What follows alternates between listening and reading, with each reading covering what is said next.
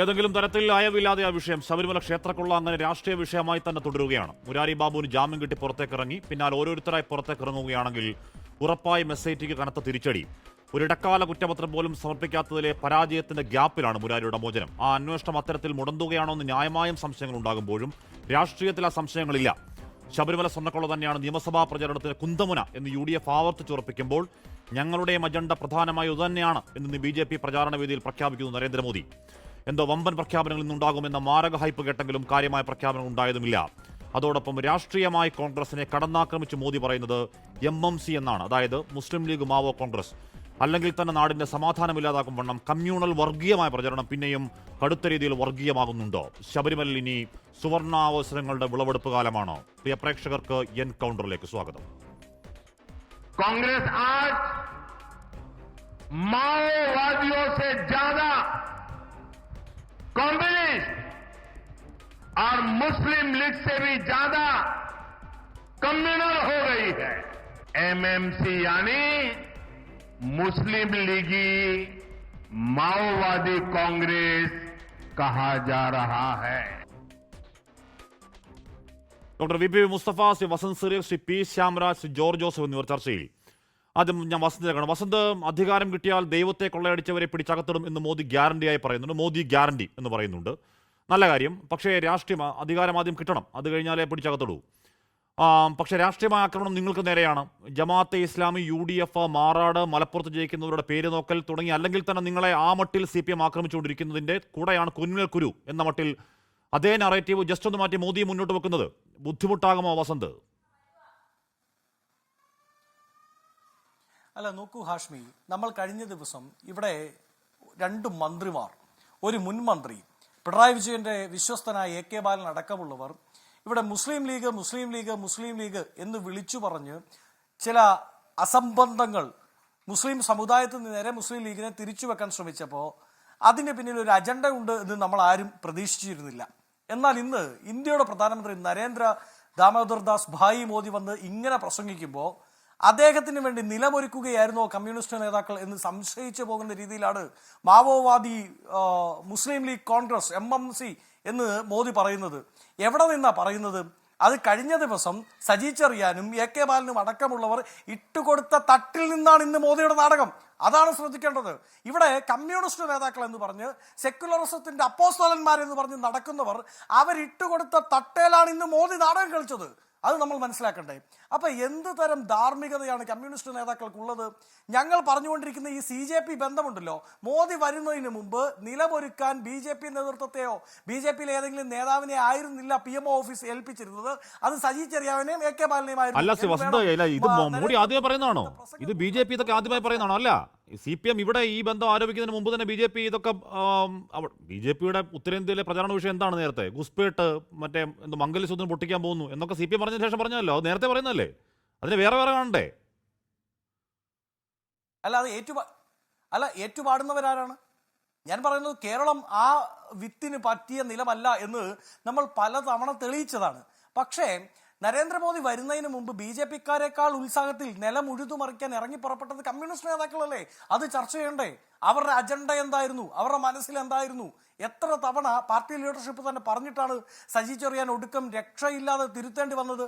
സജി ചെറിയാൻ ഇന്നും ഇരിക്കുകയാണ് അവിടെ അവരുടെ കൂടെ, കേട്ടോ, മന്ത്രിസഭയിൽ. AK ബാലൻ ഇന്നും വിശ്വസ്തനാണ്, തിരുത്തിയിട്ടില്ല. മാറാട് ആവർത്തിക്കും എന്നാണ് പറഞ്ഞത്. അതായത് UDF അധികാരത്തിൽ വന്നാൽ ജമാഅത്തെ ഇസ്ലാമിയാണ് ആഭ്യന്തര വകുപ്പ് കൈകാര്യം ചെയ്യുക എന്ന കണക്കിന് വർത്താനം പറയുന്ന ഇവർ കഴിഞ്ഞ 40 വർഷക്കാലം ഇവരുടെ കൂടെ ജമാഅത്തെ ഇസ്ലാമി ഉണ്ടായിരുന്നപ്പോൾ ആഭ്യന്തര വകുപ്പ് കൈകാര്യം ചെയ്തിരുന്നത് ജമാഅത്തെ ഇസ്ലാമി ആയിരുന്നോ എന്ന ചോദ്യത്തിന് ഉത്തരം പറയാൻ തയ്യാറല്ല. അതായത് ഞാൻ പറഞ്ഞത് മോദിക്ക് അവസരം ഇട്ടുകൊടുക്കുകയാണ് CPM നേതാക്കൾ. ഇന്ന് നമ്മൾ മറ്റൊരു വാർത്തയും കൂടെ കണ്ടല്ലോ, അല്ലേ? ഏത് നിലപാടിന്റെ അപ്പോസ്തലന്മാരായ ഇവർ മോദിക്ക് അവസരം ഇട്ടുകൊടുത്ത് ഇവരുടെ സഹാബ് ധനഞ്ജയൻ 502 സഹാക്കന്മാരുടെ ഈ പറയുന്ന രക്തസാക്ഷികളായ സഹാക്കന്മാരുടെ ബലികുടീരത്തിൽ നിന്ന് ദീപശിഖയുമായി വന്ന് സംസ്ഥാന സമിതി ചേരുമ്പോൾ അതിൽ 2-3 രക്തസാക്ഷികളുടെ ഫണ്ട് വെട്ടിച്ചവർ ഇന്ന് ഇവർക്ക് വേണ്ടി കൈവെക്കാൻ വേണ്ടി ഈ പറയുന്ന പിണറായി വിജയന് വേണ്ടി കൈവെക്കാൻ വേണ്ടി ഇവരുടെ MLA മാരായി നിയമസഭയ്ക്കുള്ളിൽ ഇരിക്കുകയാണ്. അതിൻ്റെ ഉത്തരം പറയേണ്ട CPIM. CPIM ഈ നാട്ടിൽ മുഴുവൻ വർഗീയത പുലർത്തുന്നതിൽ, വർഗീയതയുടെ വിഷവിത്ത് എടുത്ത് പ്രയോഗിക്കുന്നതിൽ ഒന്നാം സ്ഥാനത്ത് CPIM ആണ്. ഈ നാട്ടിൽ രക്തസാക്ഷികളെ ഉണ്ടാക്കുന്നതിൽ ഒന്നാം സ്ഥാനത്ത് CPM ആണ്. സ്വന്തം രക്തസാക്ഷികളുടെ പേരിൽ ഫണ്ട് പിരിക്കുന്നതിൽ ഒന്നാം സ്ഥാനത്ത് CPIM ആണ്. ആ ഫണ്ട് മുക്കി, ആ ബക്കറ്റിലുള്ള ഫണ്ട് മുക്കി MLAക്ക് സുഖവാസം ഉണ്ടാക്കി കൊടുക്കുന്നതിലും ഒന്നാം സ്ഥാനത്ത് CPIM ആണ് എന്ന് ഇന്നും ഇന്നലെയുമായി നമുക്ക് വ്യക്തമാക്കിയിരിക്കുകയാണ്. അപ്പോൾ ആ കാര്യങ്ങൾ കൂടി ചർച്ച ചെയ്ത് ഫണ്ട് അടിച്ചു മാറ്റി MLA ആണ് കൂടെ ഉള്ളത്. ശരി, സഖാവ് ധനഞ്ജയ അല്ല, സഖാവ് ധനരാജ് രക്തസാക്ഷിയുണ്ട്. ഞാൻ അങ്ങനെയൊക്കെ എത്താം, നമുക്ക് ശബരിമലയിലേക്ക് എന്തായാലും എത്തണം. ശരി ശരി, CVP മുസ്തഫ, ഇവിടെ ഞാൻ ഇവിടെ പ്രധാനമന്ത്രി നരേന്ദ്രമോദി MMC എന്ന് പറഞ്ഞ് കുറച്ച് കമ്മ്യൂണലായി കോൺഗ്രസ് നേരെ രാഷ്ട്രീയ ആക്രമണം കടുപ്പിച്ചതുകൊണ്ട് ഞാൻ ആദ്യ ചോദ്യം ബസ്സിനോട് ആദ്യം ചോദിച്ചതേ ഉള്ളൂ.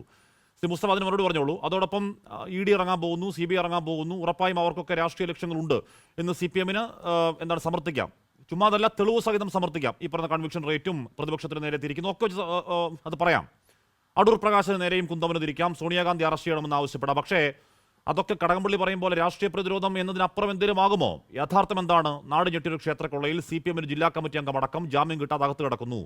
പേനൊരു നടപടി പോലും CPM എടുക്കുന്നില്ല. അങ്ങനെ വരുമ്പോൾ എന്ത് രാഷ്ട്രീയ പ്രതിരോധം വരും മാസങ്ങളിൽ പറഞ്ഞാൽ എഫക്റ്റീവ് ആവും ശ്രീ മുസ്തഫ? ഹാഷ്മി, ഇവിടെ ഇന്ന് പ്രധാനമന്ത്രി വന്ന് പ്രസംഗം നടത്തി, അതാണല്ലോ ചർച്ചാ വിഷയം. അതുമായി ബന്ധപ്പെട്ടുകൊണ്ട് നമ്മുടെ രാഷ്ട്രീയ സാഹചര്യങ്ങളും. പക്ഷേ ഹാഷ്മി പറയുമ്പോഴും ശ്രീ ബസന്ത് പറയുമ്പോഴും BJPക്ക് കുറ്റമില്ല, മോഡിക്ക് കുറ്റമില്ല. കുറ്റം മുഴുവൻ CPMനാണ് ഇപ്പോൾ ഇരിക്കുന്നത്. നിങ്ങൾ രണ്ടുപേരും ഞങ്ങളെയാണ് സ്വാഭാവികം. കേരളത്തിലെ ഏറ്റവും വലിയ രാഷ്ട്രീയ പാർട്ടി ഞങ്ങളാണ്. കേരളം ഭരിക്കുന്ന ഇടതുപക്ഷ ജനാധിപത്യ മുന്നണിക്ക് നേതൃത്വം നൽകുന്നത് ഞങ്ങളാണ്. സ്വാഭാവികമായിട്ടും ഞങ്ങൾക്ക് തരാറ്. പക്ഷേ ഇന്നത്തെ വിഷയം CPM ആണോ BJP ആണോ, പിണറായി വിജയനാണോ നരേന്ദ്രമോദിയാണോ? അപ്പോൾ രണ്ടുപേരും ഒരുപോലെയാണ്. ഇപ്പൊ ഇവിടെ ബസന്ത് സമർത്ഥിക്കാൻ ശ്രമിക്കുന്നത് എന്താ? മോഡിക്ക് ഞങ്ങൾ എന്തോ പാലം ഇട്ട് കൊടുത്തു. ഈ നരേന്ദ്രമോദി എന്ന് പറയുന്ന നേതാവ് തന്നെ എങ്ങനെയാ ഉണ്ടായത്? CPM പാലം ഇട്ട് കൊടുത്തിട്ടാണോ? കേരളത്തിലല്ലല്ലോ നരേന്ദ്രമോദി ജനിച്ചു വളർന്നത്. കേരളത്തിലല്ലല്ലോ നരേന്ദ്രമോദി രാഷ്ട്രീയ നേതാവായത്. ഞങ്ങൾക്ക് എന്തെങ്കിലും വേരോട്ടമുള്ള ബംഗാളിലോ ത്രിപുരയിൽ നിന്നോ അല്ലല്ലോ നരേന്ദ്രമോദി വരുന്നത്. നരേന്ദ്രമോദി വരുന്നത് ഗുജറാത്തിൽ നിന്നാണ്. ഗുജറാത്തിൽ ആരായിരുന്നു ഏറ്റവും വലിയ പാർട്ടി? ആ സംസ്ഥാനം മുഴുവൻ ഭരിച്ചുകൊണ്ടിരുന്നത് ഏത് പാർട്ടിയാണ്? സ്വാതന്ത്ര്യ ലബ്ധിക്ക് മുമ്പേ തന്നെയുള്ള ഇടക്കാല തെരഞ്ഞെടുപ്പുകൾ, ബ്രിട്ടീഷുകാരുടെ കാലം തൊട്ട് ഗുജറാത്ത് എല്ലാം ഉൾപ്പെടുന്ന പ്രദേശങ്ങൾ ഏത് പാർട്ടിയുടെ ഭരണത്തിലായിരുന്നു?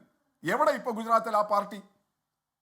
ആ പാർട്ടിയല്ലേ നിലം വെച്ച കലം പോലെ പഞ്ചാബ് ഗുജറാത്തിൽ ഒലിച്ചില്ലാതായിട്ട് ഈ കൊടും വിഷമായിട്ടുള്ള ഈ RSSന്റെ പുത്രനായിട്ടുള്ള നരേന്ദ്രമോദി അവിടെ മുഖ്യമന്ത്രിയായും പിന്നെ ദേശീയ രാഷ്ട്രീയത്തിലേക്കും വളരാനിടയായത്.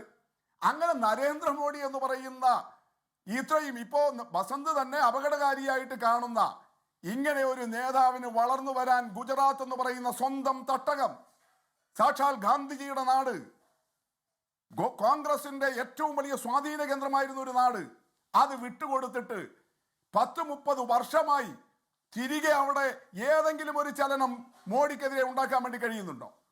ഏതെല്ലാം തരത്തിലുള്ള അവസരങ്ങൾ ഉണ്ടായി? എപ്പോഴെങ്കിലും നിങ്ങൾക്ക് സാധിച്ചോ?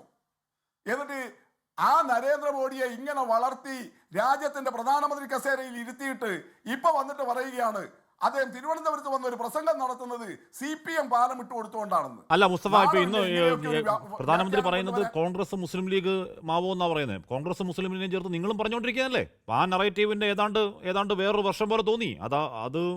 അത് രാഷ്ട്രീയമായ അല്ലെങ്കിൽ തന്നെ അങ്ങനെയാണല്ലോ ശ്രീ മുസ്തഫ. അത് തന്നെയാണ് മോഡി പറയുന്നത്. നിങ്ങൾ പറയുന്നതിന്റെ മറ്റൊരു വർഷം മോഡി പറയുന്നത്. അല്ല ഹാഷ്മി, ആ നരേഷനില് ആ പ്രധാനമന്ത്രിയാണ് പറഞ്ഞത്. നമ്മുടെ വലിയ രാജ്യത്തിന്റെ വലിയ പോസ്റ്റിൽ ഇരിക്കുന്നയാളാണ്. പക്ഷെ ആ പറഞ്ഞതിൽ എന്തെങ്കിലും ഒരു ഉൾക്കാമ്പുണ്ടോ?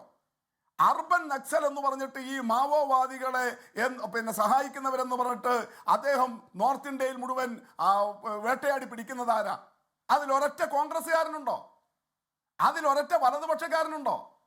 BJP ഈ മാവോയിസം അതിന്റെ ഭാഗമായിട്ട് അർബൻ നക്സൽ എന്ന് പറഞ്ഞിട്ട് ഇപ്പൊ ഇവിടെ ഇന്നത്തെ തിരുവനന്തപുരം പ്രസംഗത്തിലല്ലല്ലോ പറയുന്നത്. മോഡിയും BJPയും RSSും MMC എന്ന് പറയുന്ന പുതിയ കോയിനേജ് പുതിയ കാര്യമാണ്. എത്ര കാലമായി MMC എന്ന് പറയുന്ന പുതിയ കോയിനേജ് നിങ്ങൾ UDF മുസ്ലിം ലീഗിനെ ചേർത്ത് ആക്രമിക്കുന്നു, മോഡി അതിന്റെ കൂടെ മാവോയോട് ചേർത്തു. രണ്ടും ഒന്നല്ലേ? ഏതാണ്ട് ഓൾമോസ്റ്റ് ഒന്നല്ലേ മുസ്തഫ? അല്ലല്ലോ, ഞാൻ അതാ ചോദിക്കുന്നത്, എങ്ങനെയാണ് ഒന്നാകുന്നത്? ഹാഷ്മി ഒരു വിവേകം ഉന്നയിച്ചിട്ട് പറ. ഈ CPM വിരോധം കൊണ്ട് പറയല്ല. പ്രധാനമന്ത്രി പറഞ്ഞ ആ കോയിനേജിൽ യുക്തിയുണ്ടോ? ശരി, നിങ്ങൾ ഈ പറഞ്ഞ ലീഗും പിന്നെ കോൺഗ്രസും പറയാം. പക്ഷെ ആ ലീഗ് കോൺഗ്രസ് കോയിലേഷനോട് കൂടിയിട്ട് മാവോയിസ്റ്റുകളെ ചേർത്തതിൽ പ്രധാനമന്ത്രി പറഞ്ഞു എന്നുള്ളത് കൊണ്ട് മാത്രം അതിൽ യുക്തിയുണ്ടോ, ലോജിക് ഉണ്ടോ? അല്ല, ലീഗും കോൺഗ്രസോട് ചേർത്ത് പറയാമോ? അല്ല, മാവോയോട് ചേർത്തതിലാണോ അങ്ങേക്ക് പ്രശ്നമുള്ളൂ? അതാ ഞാൻ പറഞ്ഞത്. ലീഗും കോൺഗ്രസോട് ചേർന്ന് അത് കമ്മ്യൂണലാണ് എന്ന് മോഡി പറയുന്നത് ശരിയാണോ?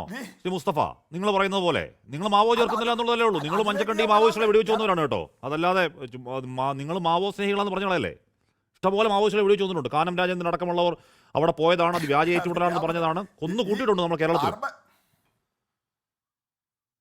അർബൻ നക്സൽ എന്ന് പറഞ്ഞിട്ട് RSSും BJPയും ഇന്ന് വരെ ഒരു വലതുപക്ഷക്കാരനെയും കോയിനേജ് ചെയ്തിട്ടില്ല, അതിനോട് ചേർത്തിട്ടില്ല. അവർ വേട്ടയാടുകയും ജയിലിലടക്കുകയും ഒക്കെ ചെയ്തിട്ടുള്ളത് ഇടതുപക്ഷക്കാരെയാണ്. കുറെ കൂടി പറഞ്ഞാൽ അൾട്രാ ലെഫ്റ്റ് ഒക്കെ ആയിട്ടുള്ള ആളുകളെ തന്നെയാണ് ചെയ്തിട്ടുള്ളത്. അങ്ങനെ വസ്തുത എന്നിരിക്കെ പ്രധാനമന്ത്രി പറഞ്ഞിട്ട് ഇങ്ങനെ ഒരു ബന്ധം നിങ്ങൾക്കതിൽ മാവോ മാത്രമേ മാറ്റി നിർത്താൻ പറ്റൂ. ശ്രീ VP മുസ്തഫ, ഇന്ന് പ്രധാനമന്ത്രി നരേന്ദ്രമോദി കോൺഗ്രസിനെയും മുസ്ലിം ലീഗിനെയും കൂടെ ചേർത്ത് കോൺഗ്രസിനെ കമ്മ്യൂണലാക്കുന്നതിനെ ശക്തമായി നിങ്ങൾക്ക് നിരാകരിക്കാൻ കഴിയില്ല. കാര്യം എന്താണ്? നിങ്ങളുടെ സെയിം നറേറ്റീവാണത്. അല്ല, മുസ്ലിം ലീഗിനെ വിമർശിച്ചാൽ അതെങ്ങനെയാണ് സമുദായ വിമർശനമാവുന്നത് എന്നല്ല ഞാൻ പറയുന്നത്. ഈ മുസ്ലിം ലീഗിനെ കേരളത്തിൽ ഏറ്റവും ആദ്യമായിട്ട് മുസ്ലിം ലീഗിനെ നരേന്ദ്രമോദി പറഞ്ഞതിനെ CPM തള്ളി പറയുന്നുണ്ടോ ശ്രീ VP മുസ്തഫ? മുസ്ലിം ലീഗിനെ വിമർശനം അത് സമുദായ വിമർശനം ആര് പറഞ്ഞു? പക്ഷെ മുസ്ലിം ലീഗിനെ കോൺഗ്രസിനെ മുസ്ലിം ലീഗിനോട് ചേർത്തിട്ട് കോൺഗ്രസ് കമ്മ്യൂണൽ ആവുന്നു എന്ന് പ്രധാനമന്ത്രി നരേന്ദ്രമോദി പറഞ്ഞതിനെ നിങ്ങൾക്ക് നിരാകരിക്കാൻ കഴിയില്ല. കാരണം എന്താണ്? The very same narrative CPM മുന്നോട്ട് വെക്കുകയാണ് ഇവിടെ കേരളത്തിൽ. പണ്ഡിറ്റ് ജവഹർലാൽ നെഹ്റു മുസ്ലിം ലീഗിന് നേരെ നടത്തിയ വിമർശനം ഹാഷ്മി സ്വീകരിക്കുന്നുണ്ടോ, കൊള്ളുന്നുണ്ടോ?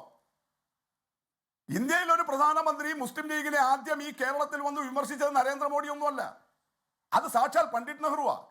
അദ്ദേഹം വന്നിട്ടാണ് കോഴിക്കോട് കടപ്പുറത്തെ പൊതുയോഗത്തിൽ ചത്തകുതിരിയാണ്. എപ്പോ 47-ൽ BJPയുടെ ചീട്ടെടുത്ത് കേരളത്തിൽ കൊണ്ട് നിങ്ങൾ കളിക്കുന്നതിന്റെ പ്രശ്നമായി അങ്ങേക്ക് ഉത്തരവില്ലാതെ വരുന്നേ. BJPയുടെ ചീട്ടെടുത്ത് കേരളത്തിൽ കൊണ്ട് നിങ്ങൾ കളിക്കുന്നതിന്റെ സൈഡ് എഫക്റ്റ് ആണ് എന്റെ നേർക്കുനേർ ചോദ്യത്തിന് BJP തള്ളി പറയുന്നുള്ളൂ. ചോദിക്കുന്നതിന് അങ്ങ് നെഹ്റുവിനെ പിടിക്കാൻ പോകുന്നേ മുസ്തഫ. ആ ചീട്ട് നന്നായി കളിക്കാൻ അറിയുന്നത് BJPക്കാണ്. ആ ചീട്ട് വെച്ച് കിട്ടുന്ന വോട്ട് കിട്ടുന്നത് BJPക്കാണ്, നിങ്ങൾക്കല്ല മുസ്തഫ. ഹാഷ്മി, നിങ്ങളുടെ ചോദ്യത്തിന് എന്റേത് നേർക്ക് നേരെയുള്ള ഉത്തരമാണ്. ഹാഷ്മി ആരെയൊക്കെ സംരക്ഷിക്കാൻ ശ്രമിച്ചാലും ഞങ്ങൾ പറയുന്നത് കൃത്യമായി നേർക്ക് നേരെയുള്ള ഉത്തരമാണ്. എന്ന് പറഞ്ഞാൽ മുസ്ലിം ലീഗിനെതിരെയുള്ള വിമർശനം CPM ആദ്യമായിട്ട് ഉന്നയിക്കുന്നതല്ല. മുസ്ലിം ലീഗിനെതിരെയുള്ള വിമർശനം മറ്റാരെങ്കിലും ആദ്യമായിട്ട് ഉന്നയിക്കുന്നതല്ല. ഈ കേരളത്തിൽ മുസ്ലിം ലീഗിനെതിരെയുള്ള കടുത്ത വിമർശനം അത് 47-ൽ ഇന്ത്യ വിഭജനത്തിന്റെ കാലത്തല്ല. ആ 47 കഴിഞ്ഞ് പിന്നെ ഒരു 10 വർഷം നെഹ്റുവിന്റെ കീഴിൽ കോൺഗ്രസിന്റെ കീഴിൽ ഈ ഇന്ത്യയുടെ ഭരണം നടന്നിട്ട് 57-ൽ കേരളത്തിലെ ആദ്യത്തെ പൊതു തെരഞ്ഞെടുപ്പ് നടക്കുമ്പോഴാണ് സാക്ഷാൽ പണ്ഡിറ്റ് നെഹ്റു വന്നിട്ട് പറഞ്ഞത് മുസ്ലിം ലീഗ് ചത്ത കുതിരയാണ് എന്ന്. അതുകൊണ്ട് മുസ്ലിം ലീഗിനെതിരെയുള്ള വിമർശനം രാഷ്ട്രീയ വിമർശനമാണ്. അത് പണ്ഡിറ്റ് നെഹ്റു തൊട്ട് ഇങ്ങോട്ട് എല്ലാവരും നടത്തിയിട്ടുള്ളതാണ്. ആ വിമർശനത്തെ നിങ്ങൾ സാമുദായിക വിമർശനത്തിന്റെ സ്വഭാവം നൽകിയിട്ട് മുസ്ലിം ലീഗിനെ വിമർശിച്ചാൽ അതെന്തോ വർഗീയ അസ്വസ്ഥത ഉണ്ടാക്കലാണ്, അത് സാമുദായിക ധ്രുവീകരണം ഉണ്ടാക്കലാണ് എന്ന് പറയുന്നത് ഹാഷ്മി ഉൾപ്പെടെ. എന്റെ VP മുസ്തഫ, എന്റെ ചോദ്യം എന്തായിരുന്നു?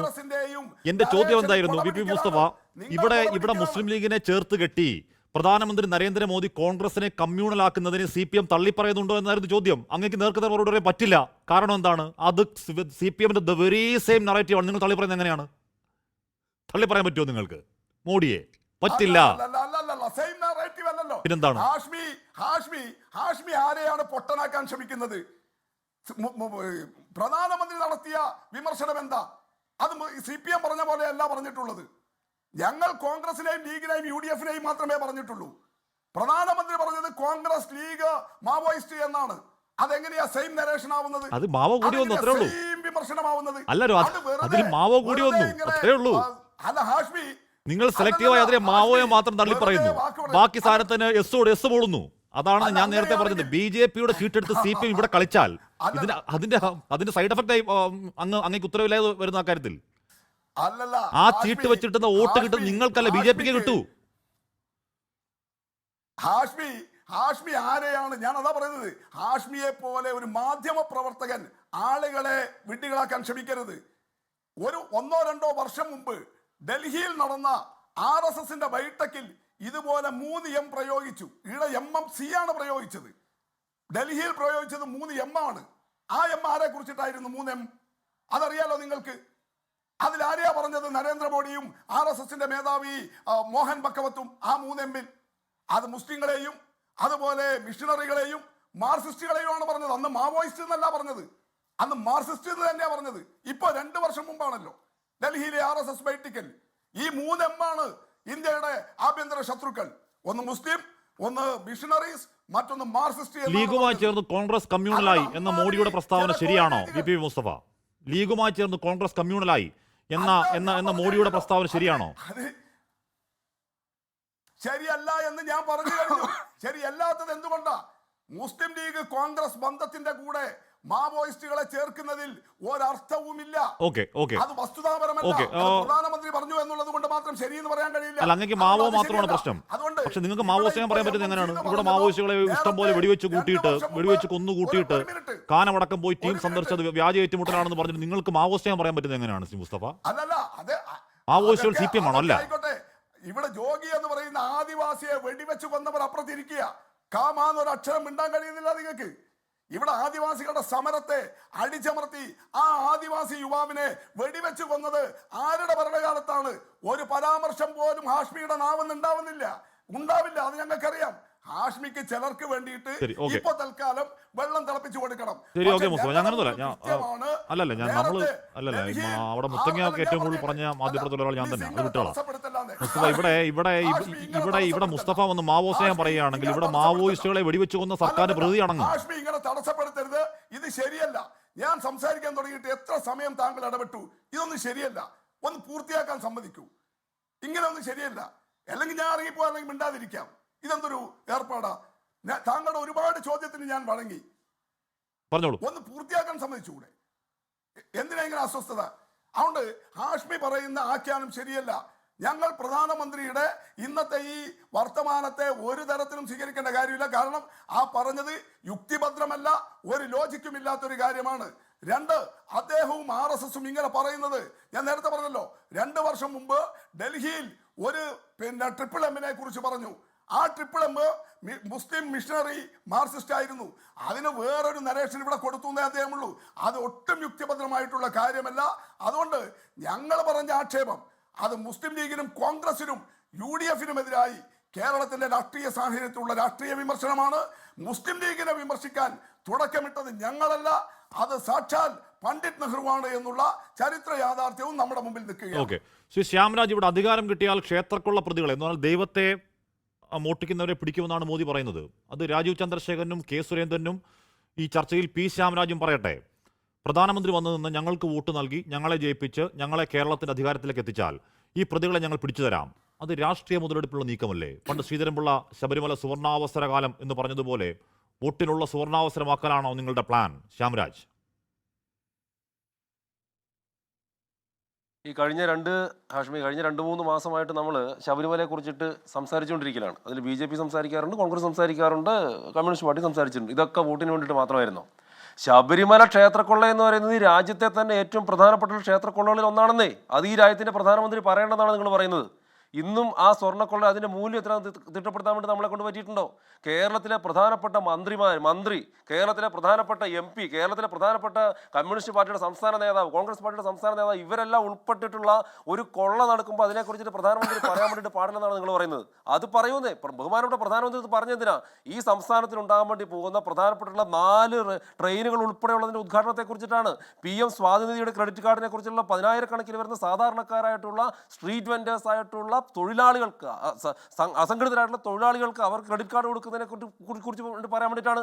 അതിൻ്റെ ഇടയിൽ ഈ കാര്യം കൂടി പറയേണ്ടി വരുമെന്നേ. നമ്മുടെ രാജ്യത്തുണ്ടാകുന്ന എല്ലാവിധ കാര്യങ്ങളെ കുറിച്ചിട്ടും പ്രധാനമന്ത്രി പറയും. അതല്ലാതെ കമ്മ്യൂണിസ്റ്റുകാരനും കോൺഗ്രസ്സുകാരനും പറയുന്ന പോലെ നിങ്ങൾ ഇതിനെക്കുറിച്ചിട്ട് മാത്രം പറഞ്ഞാൽ മതി എന്ന് പറഞ്ഞാൽ അതിനെക്കുറിച്ച് മാത്രം പറയാനൊന്നും വേണ്ടിയിട്ട് പറ്റില്ല. ഇവിടെ എനിക്ക് ഈ കോൺഗ്രസിൻ്റെ അതോടൊപ്പം തന്നെ CPMന്റെ പ്രതിനിധികൾ പറഞ്ഞിട്ടുള്ള കാര്യങ്ങൾക്ക് ഉത്തരം പറയാൻ വേണ്ടിയിട്ട് കൂടി ഒരു സമയം എനിക്ക് നിങ്ങൾ ഹാഷ്മി തരണം. കാരണം കഴിഞ്ഞൊരു 10-20 മിനിറ്റായിട്ട് സംസാരിച്ചുകൊണ്ടിരുന്നത് അത് മാത്രമാണ്. ഒന്ന് മാവോയിസത്തെ കുറിച്ചിട്ട് മാവോയിസ്റ്റെ കുറിച്ചിട്ടുള്ള കേന്ദ്ര സർക്കാരിന്റെ നിലപാട് വളരെ വ്യക്തമാണെന്നേ. ഞങ്ങൾ ഇവിടെ ഭരണത്തിൽ ഉണ്ടായിരുന്നപ്പോൾ ഭരണം ഏറ്റെടുത്തപ്പോൾ ഉണ്ടായിരുന്നിട്ടുള്ള ഏകദേശം 135ഓളം ജില്ലകൾ, ഈ 135 ജില്ല എന്ന് പറഞ്ഞാൽ ഏകദേശം കേരളവും തമിഴ്നാടും കർണാടകവും ആന്ധ്രാപ്രദേശും കൂടിയ സംസ്ഥാനങ്ങളുടെ അത്രയും വലുപ്പത്തിൽ ഈ രാജ്യത്ത് മാവോയിസം ഉണ്ടായിരുന്നു. അല്ലെ അതിന്റെ അഫക്റ്റഡ് ഏരിയ ആയിരുന്നു. ഇന്നത് 11 ജില്ലകളിലേക്ക് കുറച്ചിട്ടുണ്ട്. അങ്ങനെ ഒരു രാജ്യവിരുദ്ധ സംവിധാനത്തെ, അങ്ങനെ ഒരു രാജ്യവിരുദ്ധ പ്രസ്ഥാനത്തെ ഇന്നാട്ടിൽ പ്രവർത്തിക്കാൻ വേണ്ടി അനുവദിക്കൂലെന്ന്. അത് ഞങ്ങളുടെ BJP സർക്കാരിന്റെ നയം തന്നെയാണ്. അതിനൊരു സംശയം വേണ്ട. അതിനെ നിങ്ങൾ എത്ര വെള്ള പൂശിയാലും, അതിനുവേണ്ടി നിങ്ങൾ എത്ര മുതലക്കണ്ണീർ ഒഴിക്കാനും ഒന്നും നടക്കാൻ വേണ്ടി ആര് വെള്ള പൂശിയ? കഴിഞ്ഞ ദിവസം ജയനിൽ ഇവിടെ കേരളത്തിൽ വെടിവെച്ചു വന്നു കൂട്ടത്തോടെ. പറയട്ടെ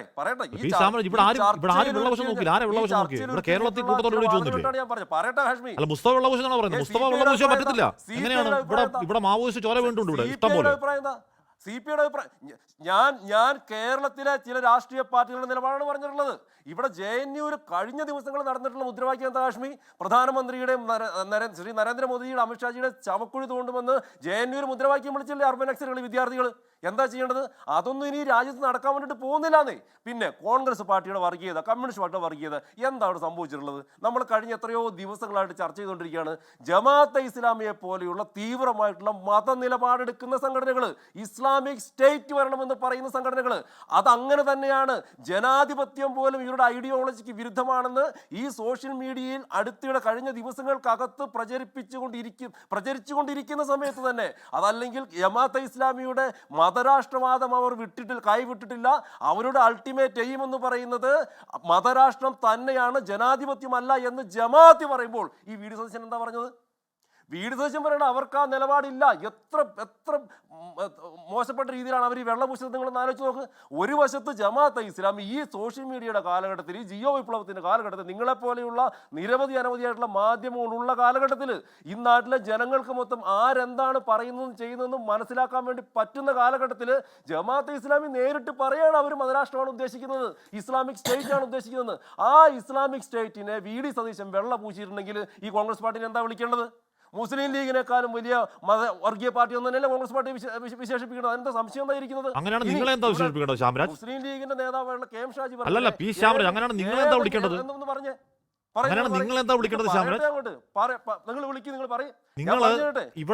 ഇവിടെ ജമാഅത്തെ ഇസ്ലാമിയുടെ വോട്ട് വാങ്ങലാണ്. UDF-ഉം LDF-ഉം ജമാഅത്തെ ഇസ്ലാമിയുടെ വോട്ട് വാങ്ങലാണ്.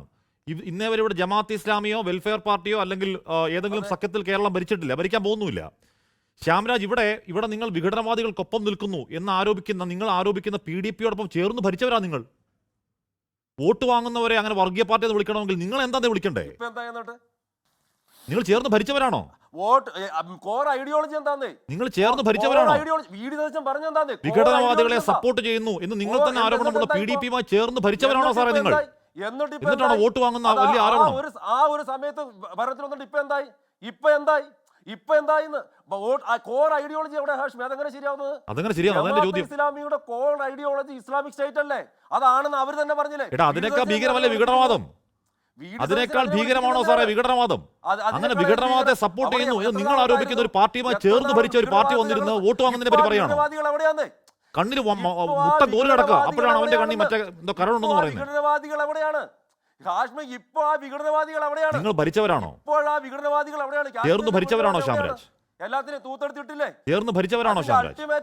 അൾട്ടിമേറ്റ് ചെയ്ത നിങ്ങൾ ചേർന്ന് അധികാരത്തിന്റെ പങ്കാളിത്തത്തിൽ ഭരിച്ചവരാണോ ശ്യാംരാജ്? തീവ്രവാദത്തിനെതിരെ, വിഘടനവാദത്തിനെതിരെ ഒരു നടപടി എടുക്കാതിരുന്നിട്ടില്ല ഞങ്ങള്. അതിനോട്ട് ഒരു സന്ധി പ്രഖ്യാപനം ഞങ്ങൾ നടത്തിയിട്ടില്ല. അധികാരത്തിന് വേണ്ടി കൂട്ടുകൂടിയോ? കാശ്മീരിലെ PDP-യുടെ മറ്റെല്ലാ വിഘടനവാദ പ്രസ്ഥാനങ്ങളുടെ അവസ്ഥ എന്താ? ഏത് കാലഘട്ടത്തില് അത് വളരെ ഒരു പൊളിറ്റിക്കൽ സ്ട്രാറ്റജിക്ക് അപ്പുറത്തേക്ക് എന്തുണ്ടായിട്ടുള്ളത്? അത് എന്തിനു വേണ്ടി? അധികാരത്തിന്റെ സ്ട്രാറ്റജി അത്രേ ഉള്ളൂ. അത് ഞങ്ങൾ ഉദ്ദേശിച്ചിട്ടുള്ളത് എന്താണ് പറയട്ടെ? അല്ല, ഓരധികാരവുമല്ല. എന്നിട്ട് ഇപ്പോഴെന്താണ് സംഭവിച്ചിട്ടുള്ളത്? ഇപ്പോൾ കാശ്മീരിൽ എന്താണ് സംഭവിച്ചിട്ടുള്ളത്?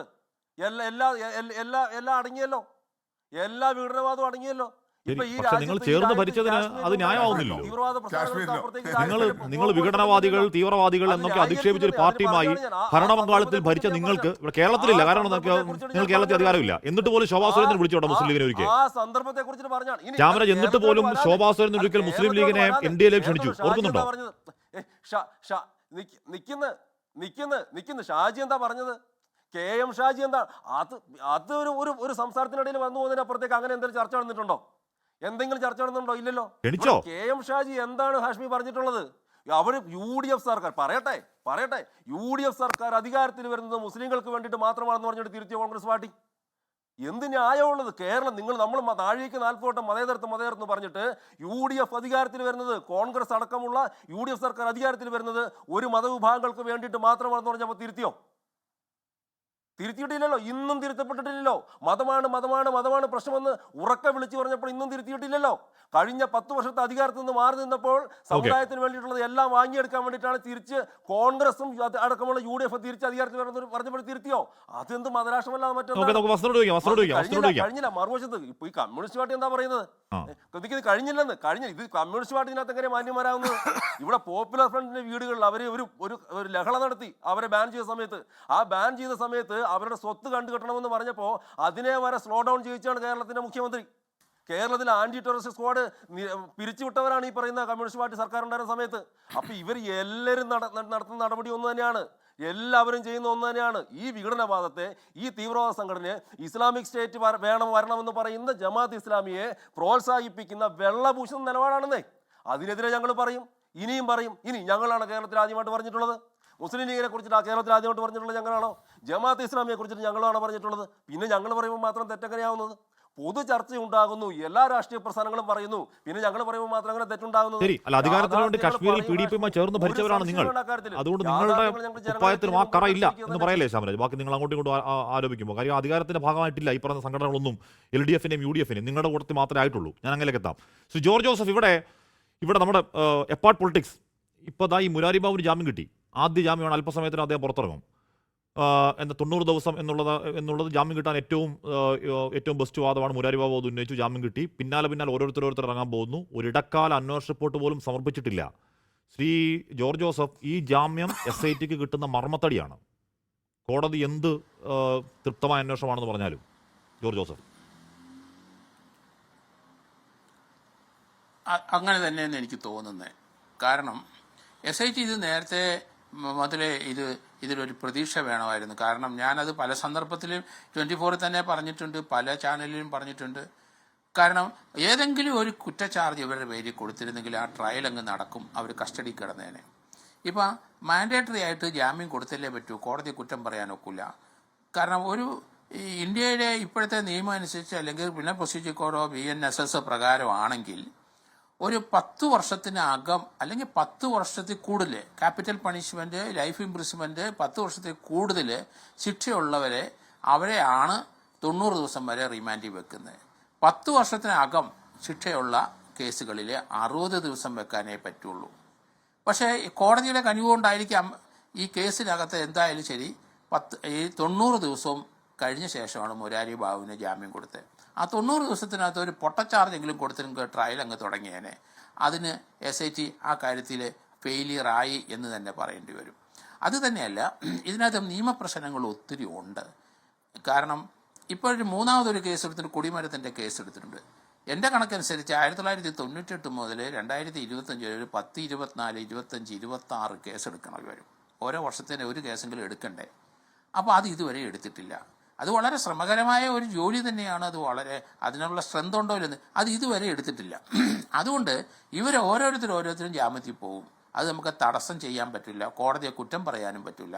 കാരണം അത് മാൻഡേറ്ററി ആയിട്ട് കൊടുത്തേ വെക്കുള്ളൂ. കൊലക്കേസ് പ്രതിയായാലും ശരി, അവരെ ഒരു 90 ദിവസത്തിനുള്ളിൽ 90 ദിവസം കഴിഞ്ഞാൽ പിന്നെ റിമാൻഡ് ചെയ്യാൻ പറ്റില്ല എന്നാണ് ഇന്ത്യയിലെ നിയമം കിടക്കുന്നത്.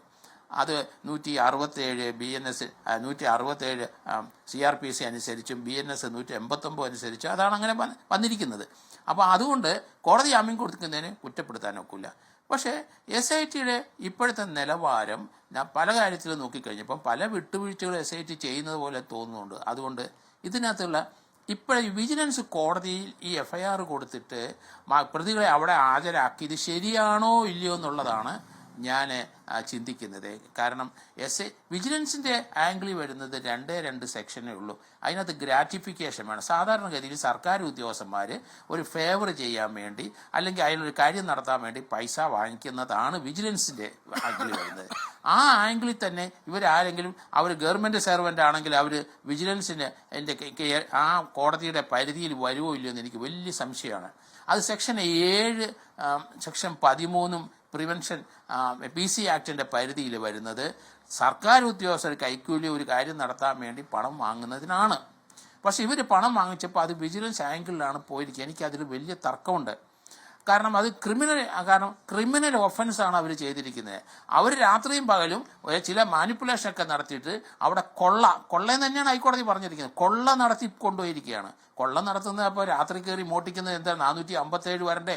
അല്ലെ പകൽ മോട്ടിച്ചുകൊണ്ട് പോയാൽ 454 വരണ്ടേ? അത് ഒരു 14 വർഷം വരെ ശിക്ഷ വരും 457 രാത്രി മോട്ടിക്കുന്നത്. ഏമാര് മോഷണമല്ലേ നടത്തിയത്? അതിനകത്ത് ടെക്നിക്കലായിട്ട് ഇങ്ങനെ പല വാദഗതികളും പറയുന്നുണ്ടെങ്കിലും കോടതിയിൽ നിന്ന് എല്ലാവരും ജാമ്യത്തിൽ കേസ് വിട്ടുപോകാനുള്ള സാധ്യത വളരെ കൂടുതലാണ്. ഇതിനകത്ത് വളരെ ഇമ്പോർട്ടൻ്റ് ആയ ഒരു കാര്യമുണ്ട്. ഇതുവരെ ഇവിടുന്ന് കടത്തിക്കൊണ്ടുപോയ സ്വർണം ഒന്നും കണ്ടെത്തിയിട്ടില്ല. തൊണ്ടി ഇപ്പം ഇല്ല. എത്ര നാൾ ഇങ്ങനെ മുന്നോട്ട് പോകും? അതുകൊണ്ട് കോടതിക്ക് അത് അല്ലല്ല ജോർജ് ജോസഫ്, ഇവിടെ താങ്കൾ പറഞ്ഞതുപോലെ ഇവിടെ ഒരു കൊള്ള നടന്നു, മാരകമായ ക്ഷേത്രക്കൊള്ള നടന്നു എന്ന കാര്യത്തിൽ ആർക്കും തർക്കമില്ല. അത് SIT സ്ഥിരീകരിക്കുന്നു. കോടതി, അത് SIT അല്ല, കോടതി ആദ്യം കോടതി കൺവിക്ഷൻ, SIT അന്വേഷിച്ച് കണ്ടെത്തി. അതിന്റെ പ്രതികൾ, പ്രധാനപ്പെട്ട പ്രതികളൊക്കെ അകത്തുമായി. ഇനി കൂടുതൽ പേർ പ്രതികളാവാൻ അകത്തൊക്കെ പോകാനുണ്ടോ എന്ന് SIT തീരുമാനിക്കട്ടെ. പക്ഷേ ഇതിന് അടിത്തറ എന്താണ്? അടിത്തറ താങ്കൾ പറയുന്നത് പോലെ ഇതിന്റെ തൊണ്ടിയാണ്. അതായത് കേരളത്തിലെ രാജ്യത്തിന്റെ അഭിമാനമായ ഒരു ക്ഷേത്രത്തിൽ നിന്ന് അടിച്ചുകൊണ്ട് പോയ സംഭവം എവിടെയാണെന്ന് മാസങ്ങൾക്കിപ്പുറം SIT കണ്ടെത്താൻ കഴിയുന്നില്ല. ആകെ പറഞ്ഞത് ആ റൊദ്ദൻ ജ്വല്ലറിൽ എന്തോ എടുത്തു, അതല്ല, എന്തോ സ്വർണ്ണക്കട്ടി, അത് തൊണ്ടിയായിട്ട് കൂട്ടുന്നില്ല പോലീസ്, SIT തന്നെ. അത് ഇവിടുന്ന് കടത്തിക്കൊണ്ടുപോയ സ്വർണ്ണം അല്ലല്ലോ, അതിന് പകരം സ്വർണം കൊടുത്തതല്ലേ ഉള്ളൂ. ഏതായാലും EDയുടെ നീക്കം എന്തായാലും വളരെ നന്നായിട്ട് തന്നെ എനിക്ക് തോന്നുന്നത്. കാരണം ഇതിനകത്ത് വന്നിരിക്കുന്ന പണം, അത് ഇതിനകത്ത് ദേവസ്വം ബോർഡ് പ്രസിഡന്റും അവിടുത്തെ മെമ്പേഴ്സുമാർ അതിനകത്ത് ഇതുവരെ അറസ്റ്റ് ചെയ്തവരും ഇനി അറസ്റ്റ് ചെയ്യാനുള്ളവരുമല്ല ധാരാളം പണം കൈകാര്യം ചെയ്തിട്ടുണ്ട്. ആ പണത്തിൻ്റെ ഫ്ലോ ഏതായാലും ഇഡിക്ക് മനസ്സിലായി. അത് വിദേശത്തേക്കും പണം പോയിട്ടുണ്ടാവും, അവിടുന്ന് ഇങ്ങോട്ട് വന്നിട്ടുണ്ടാവും. ഇവരെല്ലാം വിദേശ യാത്രകൾ 10, 13, 14 പ്രാവശ്യം നടത്തിയവരുണ്ട്. അതൊക്കെ 14, 15 പ്രാവശ്യം ഒരാൾ വിദേശയാത്ര നടത്തിയ ഏകദേശം 2 കോടി രൂപയുടെ അടുത്ത് ചിലവാകും. എത്രയൊക്കെ രാജ്യങ്ങളാണ് അവർ പോയി കാണുന്നത്. ഇതിനൊക്കെ പണം എവിടുന്നാണ്? അത് ഈ ഉണ്ണികൃഷ്ണൻ പോറ്റിയുടെ കയ്യിൽ നിന്നല്ലേ വരാനൊക്കെ ഉള്ളൂ. അങ്ങനെ വന്ന പണം അതിൻ്റെ സോഴ്സുകളാണ് ED. അത് EDക്ക് കുറച്ചധികം ഇൻഫർമേഷൻ കിട്ടിയിട്ടുണ്ട്. കൃത്യമായിട്ട് 100, 110 പേര് കേരളത്തിൽ വന്നിട്ട് അവർ കേസുകൾ എല്ലാത്തിലും കേസെടുത്തിട്ടുണ്ട്. അതുകൊണ്ട് ആ ഒരു കാര്യത്തിൽ എനിക്ക് നല്ല പ്രതീക്ഷയുണ്ട്. ഈ SITയുടെ ഇപ്പോഴത്തെ ആളിൻ്റെ കുറവ് കൊണ്ടാണോ എന്തായാലും ശരി, അവർ വിജിലൻസ് കോടതിയിൽ ഇവരെ റിമാൻഡ് ചെയ്തതിനെ പറ്റി വലിയ തർക്കമുണ്ട് എനിക്ക്. അത് തീർച്ചയായിട്ടും ആ കൊള്ളയെന്ന് പറഞ്ഞാൽ ഞാൻ അതുകൊണ്ട് തന്നെ ഹൈക്കോടതി ഉദ്ദേശിച്ച വാക്കിനെ ആഷിം പറഞ്ഞത് അത് തന്നെ, കൊള്ളയാണ്. അത് രാത്രിയും പകലും അവിടുന്ന് പൊളിച്ചുകൊണ്ട് പോയി. അത് കുറ്റമല്ലേ? അത് കൊള്ളയല്ലേ? അത് 457, 454 IPCക്കകത്ത് വരുന്നതല്ലേ? അപ്പോൾ ആ രീതിയിലോട്ട് നീങ്ങണം. ഇത് ജാമ്യം കിട്ടാനായിട്ട് വളരെ ഈസിയായിട്ട് ഈ വാദഗതി ഹൈക്കോടതിയിൽ എന്തായാലും വരും. അത് തടയണ്ടേ? അതുകൊണ്ട് ഇനി ഓരോരുത്തർ ജാമ്യത്തിന് പോകും. കാരണം സിക്കായവർ പലരും ഉണ്ട്. അവർക്ക് കുറച്ചുകൂടെ കൺസിഡറേഷൻ കോടതി കൊടുത്തല്ലേ പറ്റുള്ളൂ. കാരണം അത് സിക്കായിട്ട് എന്തായാലും സിക്കാരുടെ ഏജും ഉണ്ട്. അങ്ങനെയുള്ളവർക്ക് ജാമ്യം കൊടുത്തേ വെക്കുള്ളൂ. അതുകൊണ്ട് ജാമ്യം കൊടുക്കുന്നത് അങ്ങ് പോട്ടെ, അത് അങ്ങ് കോടതി കൊടുത്തുകൊണ്ടേയിരിക്കും. ആ മാൻഡേറ്ററി ആയിട്ടുള്ള പ്രൊവിഷൻ ഉള്ളതുകൊണ്ട് കോടതി കൊടുത്തുകൊണ്ടേയിരിക്കും. അത് നമുക്ക് തടയാൻ പറ്റില്ല. ഇവരെ എല്ലാവരും തടവിലിട്ടുകൊണ്ട് ഒരു ട്രയൽ നടക്കില്ല. രാഷ്ട്രീയമായി പല പല പ്രശ്നങ്ങൾ ഇതിനകത്ത് വരുന്നുണ്ട്. SIT എന്തുകൊണ്ടാണ് ആ ഓഫീസേഴ്സ് ചിലരുടെ കാര്യത്തിൽ ചില വിട്ടുവീഴ്ച ചെയ്യുന്നത്? അറസ്റ്റ് ചെയ്യാനുള്ളവരെ മൊത്തമായിട്ട് അങ്ങ് അടച്ചു തീർക്കുക. 5 പേരെ അറസ്റ്റ് ചെയ്യാൻ പെട്ടെന്ന് അറസ്റ്റ് ചെയ്യാനല്ലേ ദേവസ്വം ബോർഡ് ബെഞ്ച് പറഞ്ഞത്? അറസ്റ്റ് ചെയ്യാനുള്ളവരെ അറസ്റ്റ്, എന്തിനാണ് അതിന് തടസ്സം നിൽക്കുന്നത്? അവരുടെ രാഷ്ട്രീയ മുഖം എന്തിനാണ് നോക്കുന്നത്? ചെയ്യാനുള്ള കൃത്യമായിട്ട് ചെയ്തിട്ട് എത്രയും പെട്ടെന്ന് ചാർജ് ഷീറ്റ് കൊടുക്കുകയല്ലേ ചെയ്യേണ്ടത്? അതിലേക്ക് SIT വരുന്നില്ല. എന്താണ് തടസ്സമെന്ന് എനിക്ക് മനസ്സിലാകുന്നില്ല. അതുകൊണ്ട് ഏതെങ്കിലും ഒരു 1, 2 വേണ്ട, 2019 ഒരു സംഭവം മാത്രം കുറ്റചാർജ് കൊടുക്കാമല്ലോ. തൊണ്ടി ശകലം കുറച്ചെങ്കിലും കിട്ടുമെന്ന് നോക്കിയാൽ മതിയല്ലോ. അതിപ്പോൾ അവർ ആ പ്രതികൾ ഇവരോട് സഹകരിക്കുന്നില്ല. അവരുടെ സഹകരണമൊന്നും വേണ്ട, അല്ലാതെ കണ്ടെടുക്കണമല്ലോ. ആ ഒറിജിനൽ ഇതുവരെ നമുക്ക് അവിടുന്ന് കടത്തിക്കൊണ്ടുപോയ ധാരപാലക ശില്പത്തിലെ പാളികളോ കട്ടലപ്പടിയിലെ പാളികളോ നമുക്ക് കണ്ടെടുക്കാൻ പറ്റിയില്ല. അത് പോയി കഴിഞ്ഞു. അതിന് പകരം ഡ്യൂപ്ലിക്കേറ്റ് സാധനമല്ലേ എല്ലായിടത്തും വെച്ചിരിക്കുന്നത്. അതിപ്പം ISROയുടെ ആ എക്സാമിനേഷൻ കൂടി നമുക്കത് കൃത്യമായി. അവിടെ ഏകദേശം ഈ 2 സ്ഥലത്തുനിന്ന് ഏകദേശം എൻ്റെ ഒരു കണക്കനുസരിച്ച് അത് ഇപ്പോഴത്തെ അന്വേഷണ ഉദ്യോഗസ്ഥന്മാരും പറഞ്ഞതാണ്, ഏകദേശം ഒരു സ്ഥലത്തുനിന്ന് കട്ടിലപ്പാടിയിൽ നിന്ന് 59 പവൻ, 409 ഗ്രാം, 51 പവനായിട്ടാണ് ഞാൻ 51 പവൻ ഇപ്പം 51 കോടിയാണെന്ന് വിചാരിച്ചോണം. 720ഓളം ഗ്രാം വരുന്നുണ്ട്, 72 കോടിയാണ്. അപ്പോൾ ഏകദേശം 123 കോടിയുടെ വസ്തുക്കൾ അടിച്ചു മാറ്റിയിരിക്കുന്നു കൃത്യമായിട്ട് 2019 മാത്രം. അതിപ്പോൾ ISRO റിപ്പോർട്ടിൽ നിന്ന് അതാണ് അതിൻ്റെ കണക്ക്. അതുകൊണ്ട് ഇത് എവിടുന്ന് കണ്ടെടുക്കാനാണ്? ഇത് ഇന്ത്യയിൽ നിന്ന് വിദേശത്ത് പോയ അവിടെയല്ലേ പ്രോബ് ചെയ്യേണ്ടത്. അത് ഇതുവരെ അവിടെ ആ പ്രോബിങ്ങിനെ പറ്റി ഒരു വിവരം അല്ല, താങ്കൾ ഈ പറഞ്ഞ കണക്ക് അതിന്റെ അറിയില്ല. സ്വർണ്ണത്തിന്റെ കണക്കാണ്. അതല്ല ഞാൻ പറഞ്ഞത്, ഇപ്പൊ ആ ശാസ്ത്രീയ പരിശോധനയ്ക്കൊടുവിൽ ഇത് സ്വർണ്ണം വിളക്കി കൊണ്ടുപോയോ, ഇത് അങ്ങനെ കടത്തിയോ എന്നുള്ള കാര്യം പോലും നമുക്ക് ഇതുവരെ സ്ഥിരീകരിക്കാൻ പറ്റുന്നില്ല. ഇപ്പൊ താങ്കൾ പറഞ്ഞു ഇ ഡി അന്വേഷിച്ചു, പക്ഷേ ഇ ഡി അന്വേഷിക്കാൻ സാമ്പത്തിക സൈഡില്ല. ഇല്ലില്ല, അത് ഭഗവാന്റെ സ്വത്ത് എവിടെ പോയി എന്ന് ഇ ഡി അന്വേഷിച്ച് കണ്ടുപിടിക്കില്ല. അത് കണ്ടുപിടിക്കേണ്ട SIT ആണ്. ഇല്ലില്ല, അതില്ല, അത് ശരിയാണ്. അന്വേഷണ SITക്ക് അത് മനസ്സിലായിട്ടുണ്ട്, അതേപടി കടത്തിയിട്ടുണ്ട്. ISROയുടെ ആ റിസൾട്ട് വന്നല്ലോ. ഇപ്പോൾ അവിടെ ഇരിക്കുന്ന പരിശോധിച്ച് നോക്കിക്കഴിഞ്ഞപ്പോൾ ആ ഒറിജിനൽ സാധനം അല്ല, അത് കൃത്യമായിട്ട് അന്വേഷണ ഉദ്യോഗസ്ഥന്മാർ കണ്ടുപിടിച്ചിട്ടുണ്ട്. അതുകൊണ്ട് ആ സാധനം കണ്ടെടുക്കാനായിട്ട് കഴിയുമെന്ന് എനിക്ക് തോന്നുന്നില്ല. അതിന് ബദൽ മാർഗങ്ങൾ SIT സ്വീകരിക്കുന്നതാണ് നല്ലത്. കാരണം അതുകൊണ്ട് കേസ് വീക്ക് ആവുമെന്ന് ഞാൻ കരുതുന്നത്. കാരണം ഹൈക്കോടതിയുടെ ഡിവിഷൻ ബെഞ്ച് ഇത് കാര്യത്തിൽ കൃത്യമായ ഡയറക്ഷൻ കൊടുത്തിട്ട് അതനുസരിച്ചുള്ള കാര്യങ്ങളിലൂടെ നീങ്ങുന്നില്ലെന്നേ. പിന്നെ നമ്മൾ എന്ത് ചെയ്യാൻ നോക്കും? ആ അറസ്റ്റ് ചെയ്തവരെ ആയകടെ ഏതെങ്കിലും ഒരു കേസ് കംപ്ലീറ്റ് ആയിട്ട് തീർക്കുക. ഇപ്പൊ 3 കേസേ വന്നിട്ടുണ്ട്, FIR എടുത്തിട്ടുള്ളൂ. 10-24 കേസ് ഇനി എടുക്കാനുണ്ട്. അതൊക്കെ കൃത്യമായ ഒരു പുതിയ ടീം ഉണ്ടാക്കിയിട്ട് അങ്ങ് കേസ് എടുത്തുകൊണ്ടിരിക്കട്ടെ. ദൗർഭാഗ്യമാണ് ജാമ്യം കിട്ടി പോവുക എന്ന് പറയുന്നത്. ഞാൻ പറഞ്ഞ പ്രതികളുടെ സ്വാഭാവിക നീതി എന്നൊക്കെ പറയുമ്പോൾ പോലും അത് ഒരു ഇടക്കാല കുറ്റപത്രം പോലും സമർപ്പിക്കാത്തത് കൊണ്ടാണ് ആ ജാമ്യം എന്ന് പറയുന്നത് കേസ് അന്വേഷണത്തെ ഏതെങ്കിലും തരത്തിൽ ദുർബലമായി ബാധിക്കുമോ എന്നൊക്കെ വരും ദിവസങ്ങൾ തെളിയട്ടെ. പക്ഷേ അങ്ങ് പറഞ്ഞുള്ളതാണ് പ്രധാനമായി കണ്ടെത്തേണ്ടത് എവിടെയാണ് ആ സ്വത്ത് എന്നുള്ളതാണ്. അത് ഇതുവരെ ഏതെങ്കിലും തരത്തിൽ സൂചന SIT ഉണ്ടോ എന്ന കാര്യം അറിയില്ല. വസന്ത്, ഇവിടെ നമ്മൾ ഇന്നലെ സഭയിൽ കണ്ടതാണ്, കൊറ്റിയെ കയറ്റിയത് ആരപ്പ, സ്വർണം കെട്ടത് ആരപ്പ, സഖാക്കളാണ് അയ്യപ്പ എന്ന് നിങ്ങൾ പാടിയപ്പോൾ സ്വർണം കെട്ടവൻ ആരപ്പ, അത് കോൺഗ്രസ് ആണ് അയ്യപ്പ എന്ന് മന്ത്രി വി ശിവൻകുട്ടി അടക്കമുള്ളവർ പറയുന്നത് കേട്ടു. സോണിയാഗാന്ധി അറസ്റ്റ് ചെയ്യണമെന്ന് വി ശിവൻകുട്ടി പറയുന്നത് കേട്ടു. അടൂർ പ്രകാശിന്റെ പേരിൽ കൂടുതൽ ചിത്രങ്ങൾ പുറത്തേക്ക് വരുന്നു. ശരിയാണ്, ഈ സ്വർണ്ണക്കൊള്ളയിൽ നേർക്കുനേർ ബാധിക്കുന്ന ഏതെങ്കിലും തെളിവില്ല എന്ന് പറയുമ്പോൾ പോലും നിങ്ങളെയും രാഷ്ട്രീയ പ്രതിരോധത്തിലാക്കുന്നതാണ് കേട്ടോ. അതുകൊണ്ട് നിങ്ങളങ്ങ് രക്ഷപ്പെട്ട് നിൽക്കുകയാണ് എന്ന് വിചാരിക്കല്ലേ വസന്ത്? അല്ല, ഇതുവരെ അറസ്റ്റ് ചെയ്യപ്പെട്ടിരിക്കുന്നതിൽ രാഷ്ട്രീയ നേതൃത്വത്തിലുള്ള 4 പേരാണുള്ളത്. ആ 4 പേരിൽ 2 പേർ CPIMന്റെ ജില്ലാ കമ്മിറ്റി മെമ്പർമാരാണ്. ഒരാൾ LC മെമ്പറാണെങ്കിലും പഞ്ചായത്ത് പ്രസിഡന്റാണ്. മറ്റൊരാൾ സെക്രട്ടേറിയറ്റ് അസോസിയേഷന്റെ പ്രസിഡന്റാണ്. ഞങ്ങളുടെ ആരും ഇതുവരെ ഒരു ചോദ്യം ചെയ്യലിന് പോലും വിധേയരാക്കപ്പെട്ടിട്ടില്ല. ഇനി അങ്ങനെ ഉണ്ടെങ്കിൽ അന്വേഷിക്കട്ടെ എന്നാണ് നിലപാട്. ഇനി മറ്റൊരു കാര്യം പറയാം. ഇപ്പോൾ ഈ ചർച്ചയിൽ പങ്കെടുത്തുകൊണ്ടിരിക്കുന്ന ഇടതു പ്രതിനിധി സഖാവ് VPP അദ്ദേഹം എന്താ പറഞ്ഞത്? ഞങ്ങൾ ഈ മോദി പറഞ്ഞ MMCയിൽ ഒരു M ഞങ്ങൾക്ക് പറ്റില്ല, അത് സ്മോൾ ലെറ്റർ M ആണെങ്കിൽ പറ്റില്ല, ക്യാപിറ്റൽ M മോദി പറഞ്ഞ് ഞങ്ങൾ അക്സെപ്റ്റ് ചെയ്യാം. അതിൽ എനിക്ക് വലിയ അതിശയമൊന്നും തോന്നുന്നില്ല. ഇപ്പം ഹാഷ്മി അതിൻ്റെ ഇടയ്ക്ക് കയറി അദ്ദേഹത്തോട് ചോദിക്കുകയുണ്ടായി. അതിൽ വലിയ അതിശയമൊന്നും വേണ്ട ഹാഷ്മി. ഒരു മുന്നണിയാകുമ്പോൾ അങ്ങനെയൊക്കെയാണ്. എല്ലാ പാർട്ടികളും, ആ മുന്നണിയിലെ 2 പാർട്ടികളും ഒരേ അർത്ഥത്തിൽ എല്ലാത്തിനെയും പൂർണ്ണാർത്ഥത്തിൽ പിന്തുണയ്ക്കില്ലല്ലോ. അതിൽ ചില കാര്യങ്ങളിൽ അവർ ഒന്നിച്ചു പോകും, ചില കാര്യങ്ങളിൽ വിഭിന്നമായ അഭിപ്രായം ഉണ്ടാകും. അങ്ങനെയാണല്ലോ ഒരു മുന്നണി സംവിധാനം ഉണ്ടാകുന്നത്. അപ്പോൾ ഇവരുടെ ഈ CJP എന്ന് പറയുന്ന മുന്നണി ഉണ്ടല്ലോ, ആ മുന്നണിയിൽ CPM മോദി പറഞ്ഞ ഒരു M എടുക്കുകയാണ്. അവരുടെ മുന്നണിയുടെ ഏറ്റവും പ്രധാനപ്പെട്ട നേതാവ് പറഞ്ഞ 2 M ഒരു M ഞങ്ങൾക്ക് ഓക്കെ, മറ്റേ M പറ്റില്ല. അങ്ങനെ പൊതു മിനിമം പരിപാടിയിലാണ് ഇവർ മുമ്പോട്ട് പോകുക. എല്ലാ മുന്നണിയും അങ്ങനെയാണ്. അപ്പോൾ നമ്മളവരെ കുറ്റം പറഞ്ഞിട്ട് കാര്യമില്ല. ഇനി BJPയുടെ പ്രതിനിധിക്ക് വളരെ പ്രധാനപ്പെട്ട ഉത്തരം പറയാനുണ്ട്. അദ്ദേഹം പറഞ്ഞത് മുസ്ലിം ലീഗ് ഒരു മതരാഷ്ട്രവാദ സംഘടനയാണ്, ജമാഅത്തെ ഇസ്ലാമി അടക്കമുള്ളവർ. അങ്ങനെയുള്ളവരുടെ കൂടെ നിങ്ങൾക്ക് കൂട്ടുകൂടാൻ നാണമില്ലേ കോൺഗ്രസ് എന്നാണ് ചോദിച്ചത്. അതിൻ്റെ ഉത്തരം അങ്ങ് പറഞ്ഞു. കുറച്ചുകൂടി ഡീറ്റെയിൽ ആയി പറയാം. ഡിസംബർ മാസം 24-ാം തീയതിയാണ് കാശ്മീരിൽ പോയി അമിത്ഷാ പ്രസംഗിക്കുന്നത്. ഇതാ ഇവിടെ ഈ PDP അധികാരത്തിൽ വന്നാൽ ടെററിസ്റ്റുകൾ രാജ്യം ആക്രമിക്കുമെന്നും കാശ്മീർ അങ്ങനെ പാകിസ്ഥാന്റെ ഭാഗമാകുമെന്നും. ഫെബ്രുവരി മാസം 3-ാം തീയതിയാണ് ഇതേ അമിത്ഷാ അതേ കാശ്മീരിൽ പോയി PDPയുമായി സഖ്യമുണ്ടാക്കി കാശ്മീരി ആപ്പിൾ പറിച്ചു തിന്ന് ഈ പറയുന്ന അവിടുത്തെ ഇവരുടെ സഖ്യ സർക്കാരിന്റെ മധുവിധു രാവുകൾ കൊണ്ടാടുന്നത്. 2 മാസത്തിനുള്ളിൽ തീവ്രവാദി എന്ന് വിളിച്ച അതേ PDPയുടെ കൂടെ ഇരുന്ന് കാശ്മീരി ചായയും കുടിച്ച് ആപ്പിളും പറിച്ച് നിന്ന് സഖ്യമുണ്ടാക്കിയവരാണ് നിങ്ങൾ. നിങ്ങൾ ഞങ്ങളെ പഠിപ്പിക്കാൻ നിൽക്കണ്ട. രണ്ടാമത് അദ്ദേഹം പറഞ്ഞു, ഞങ്ങൾ മാവോയിസ്റ്റുകൾക്കെതിരെ വലിയ പോരാട്ടം നടത്തുകയാണ്. ഞാൻ മറ്റൊരു സംസ്ഥാനത്തെ നിങ്ങളുടെ മുന്നണിയെ പറ്റി പറയാം. അങ്ങേക്ക് അറിയാമല്ലോ, മേഘാലയയിൽ കൊർണാട് സാങ്മയെ പറ്റി എന്തായിരുന്നു അമിത്ഷായുടെ സ്റ്റേറ്റ്മെന്റ് ഇലക്ഷന് മുമ്പ്? അതായത് മാവോയിസ്റ്റ് ഫണ്ടഡ് സാഗ്മ എന്നാണ് അവിടെ പോയി വിളിച്ചത്. ഇന്ത്യ ടുഡേ അടക്കം റിപ്പോർട്ടുണ്ട്, ഞാൻ അയച്ചുതരാം. അങ്ങനെ മാവോയിസ്റ്റ് ഫണ്ടഡ് സാഗ്മ ഗവൺമെന്റ് എന്ന് വിളിക്കുകയും ഇതാ BJP ഇവിടെ അധികാരത്തിൽ വന്നാൽ, ഇന്ന് പറഞ്ഞ കണക്കിന് BJP ഇവിടെ അധികാരത്തിൽ വന്നാൽ സാഗ്മയെ നിങ്ങൾക്ക് തീഹാറിൽ പോയി കാണേണ്ടി വരും എന്ന് അമിത്ഷാ പ്രസംഗിച്ചു. ഇലക്ഷൻ കഴിഞ്ഞു, ഒരാഴ്ച കഴിഞ്ഞു, ഇതേ അമിത്ഷാ അവിടെ പറന്നിറങ്ങി സാഗ്മയുമായി സൗഹൃദം പങ്കിട്ടു, ഒരുമിച്ച് സർക്കാർ ഉണ്ടാക്കി മേഘാലയയിൽ. ഇനി മൂന്നാമത്, നിങ്ങൾ വലിയ അഴിമതി വിരുദ്ധരാണല്ലോ അല്ലേ? അഴിമതി വിരുദ്ധതയുടെ ഭാഗമായി നിങ്ങൾ ആസാമിൽ ഗവൺമെന്റ് ഉണ്ടാക്കി.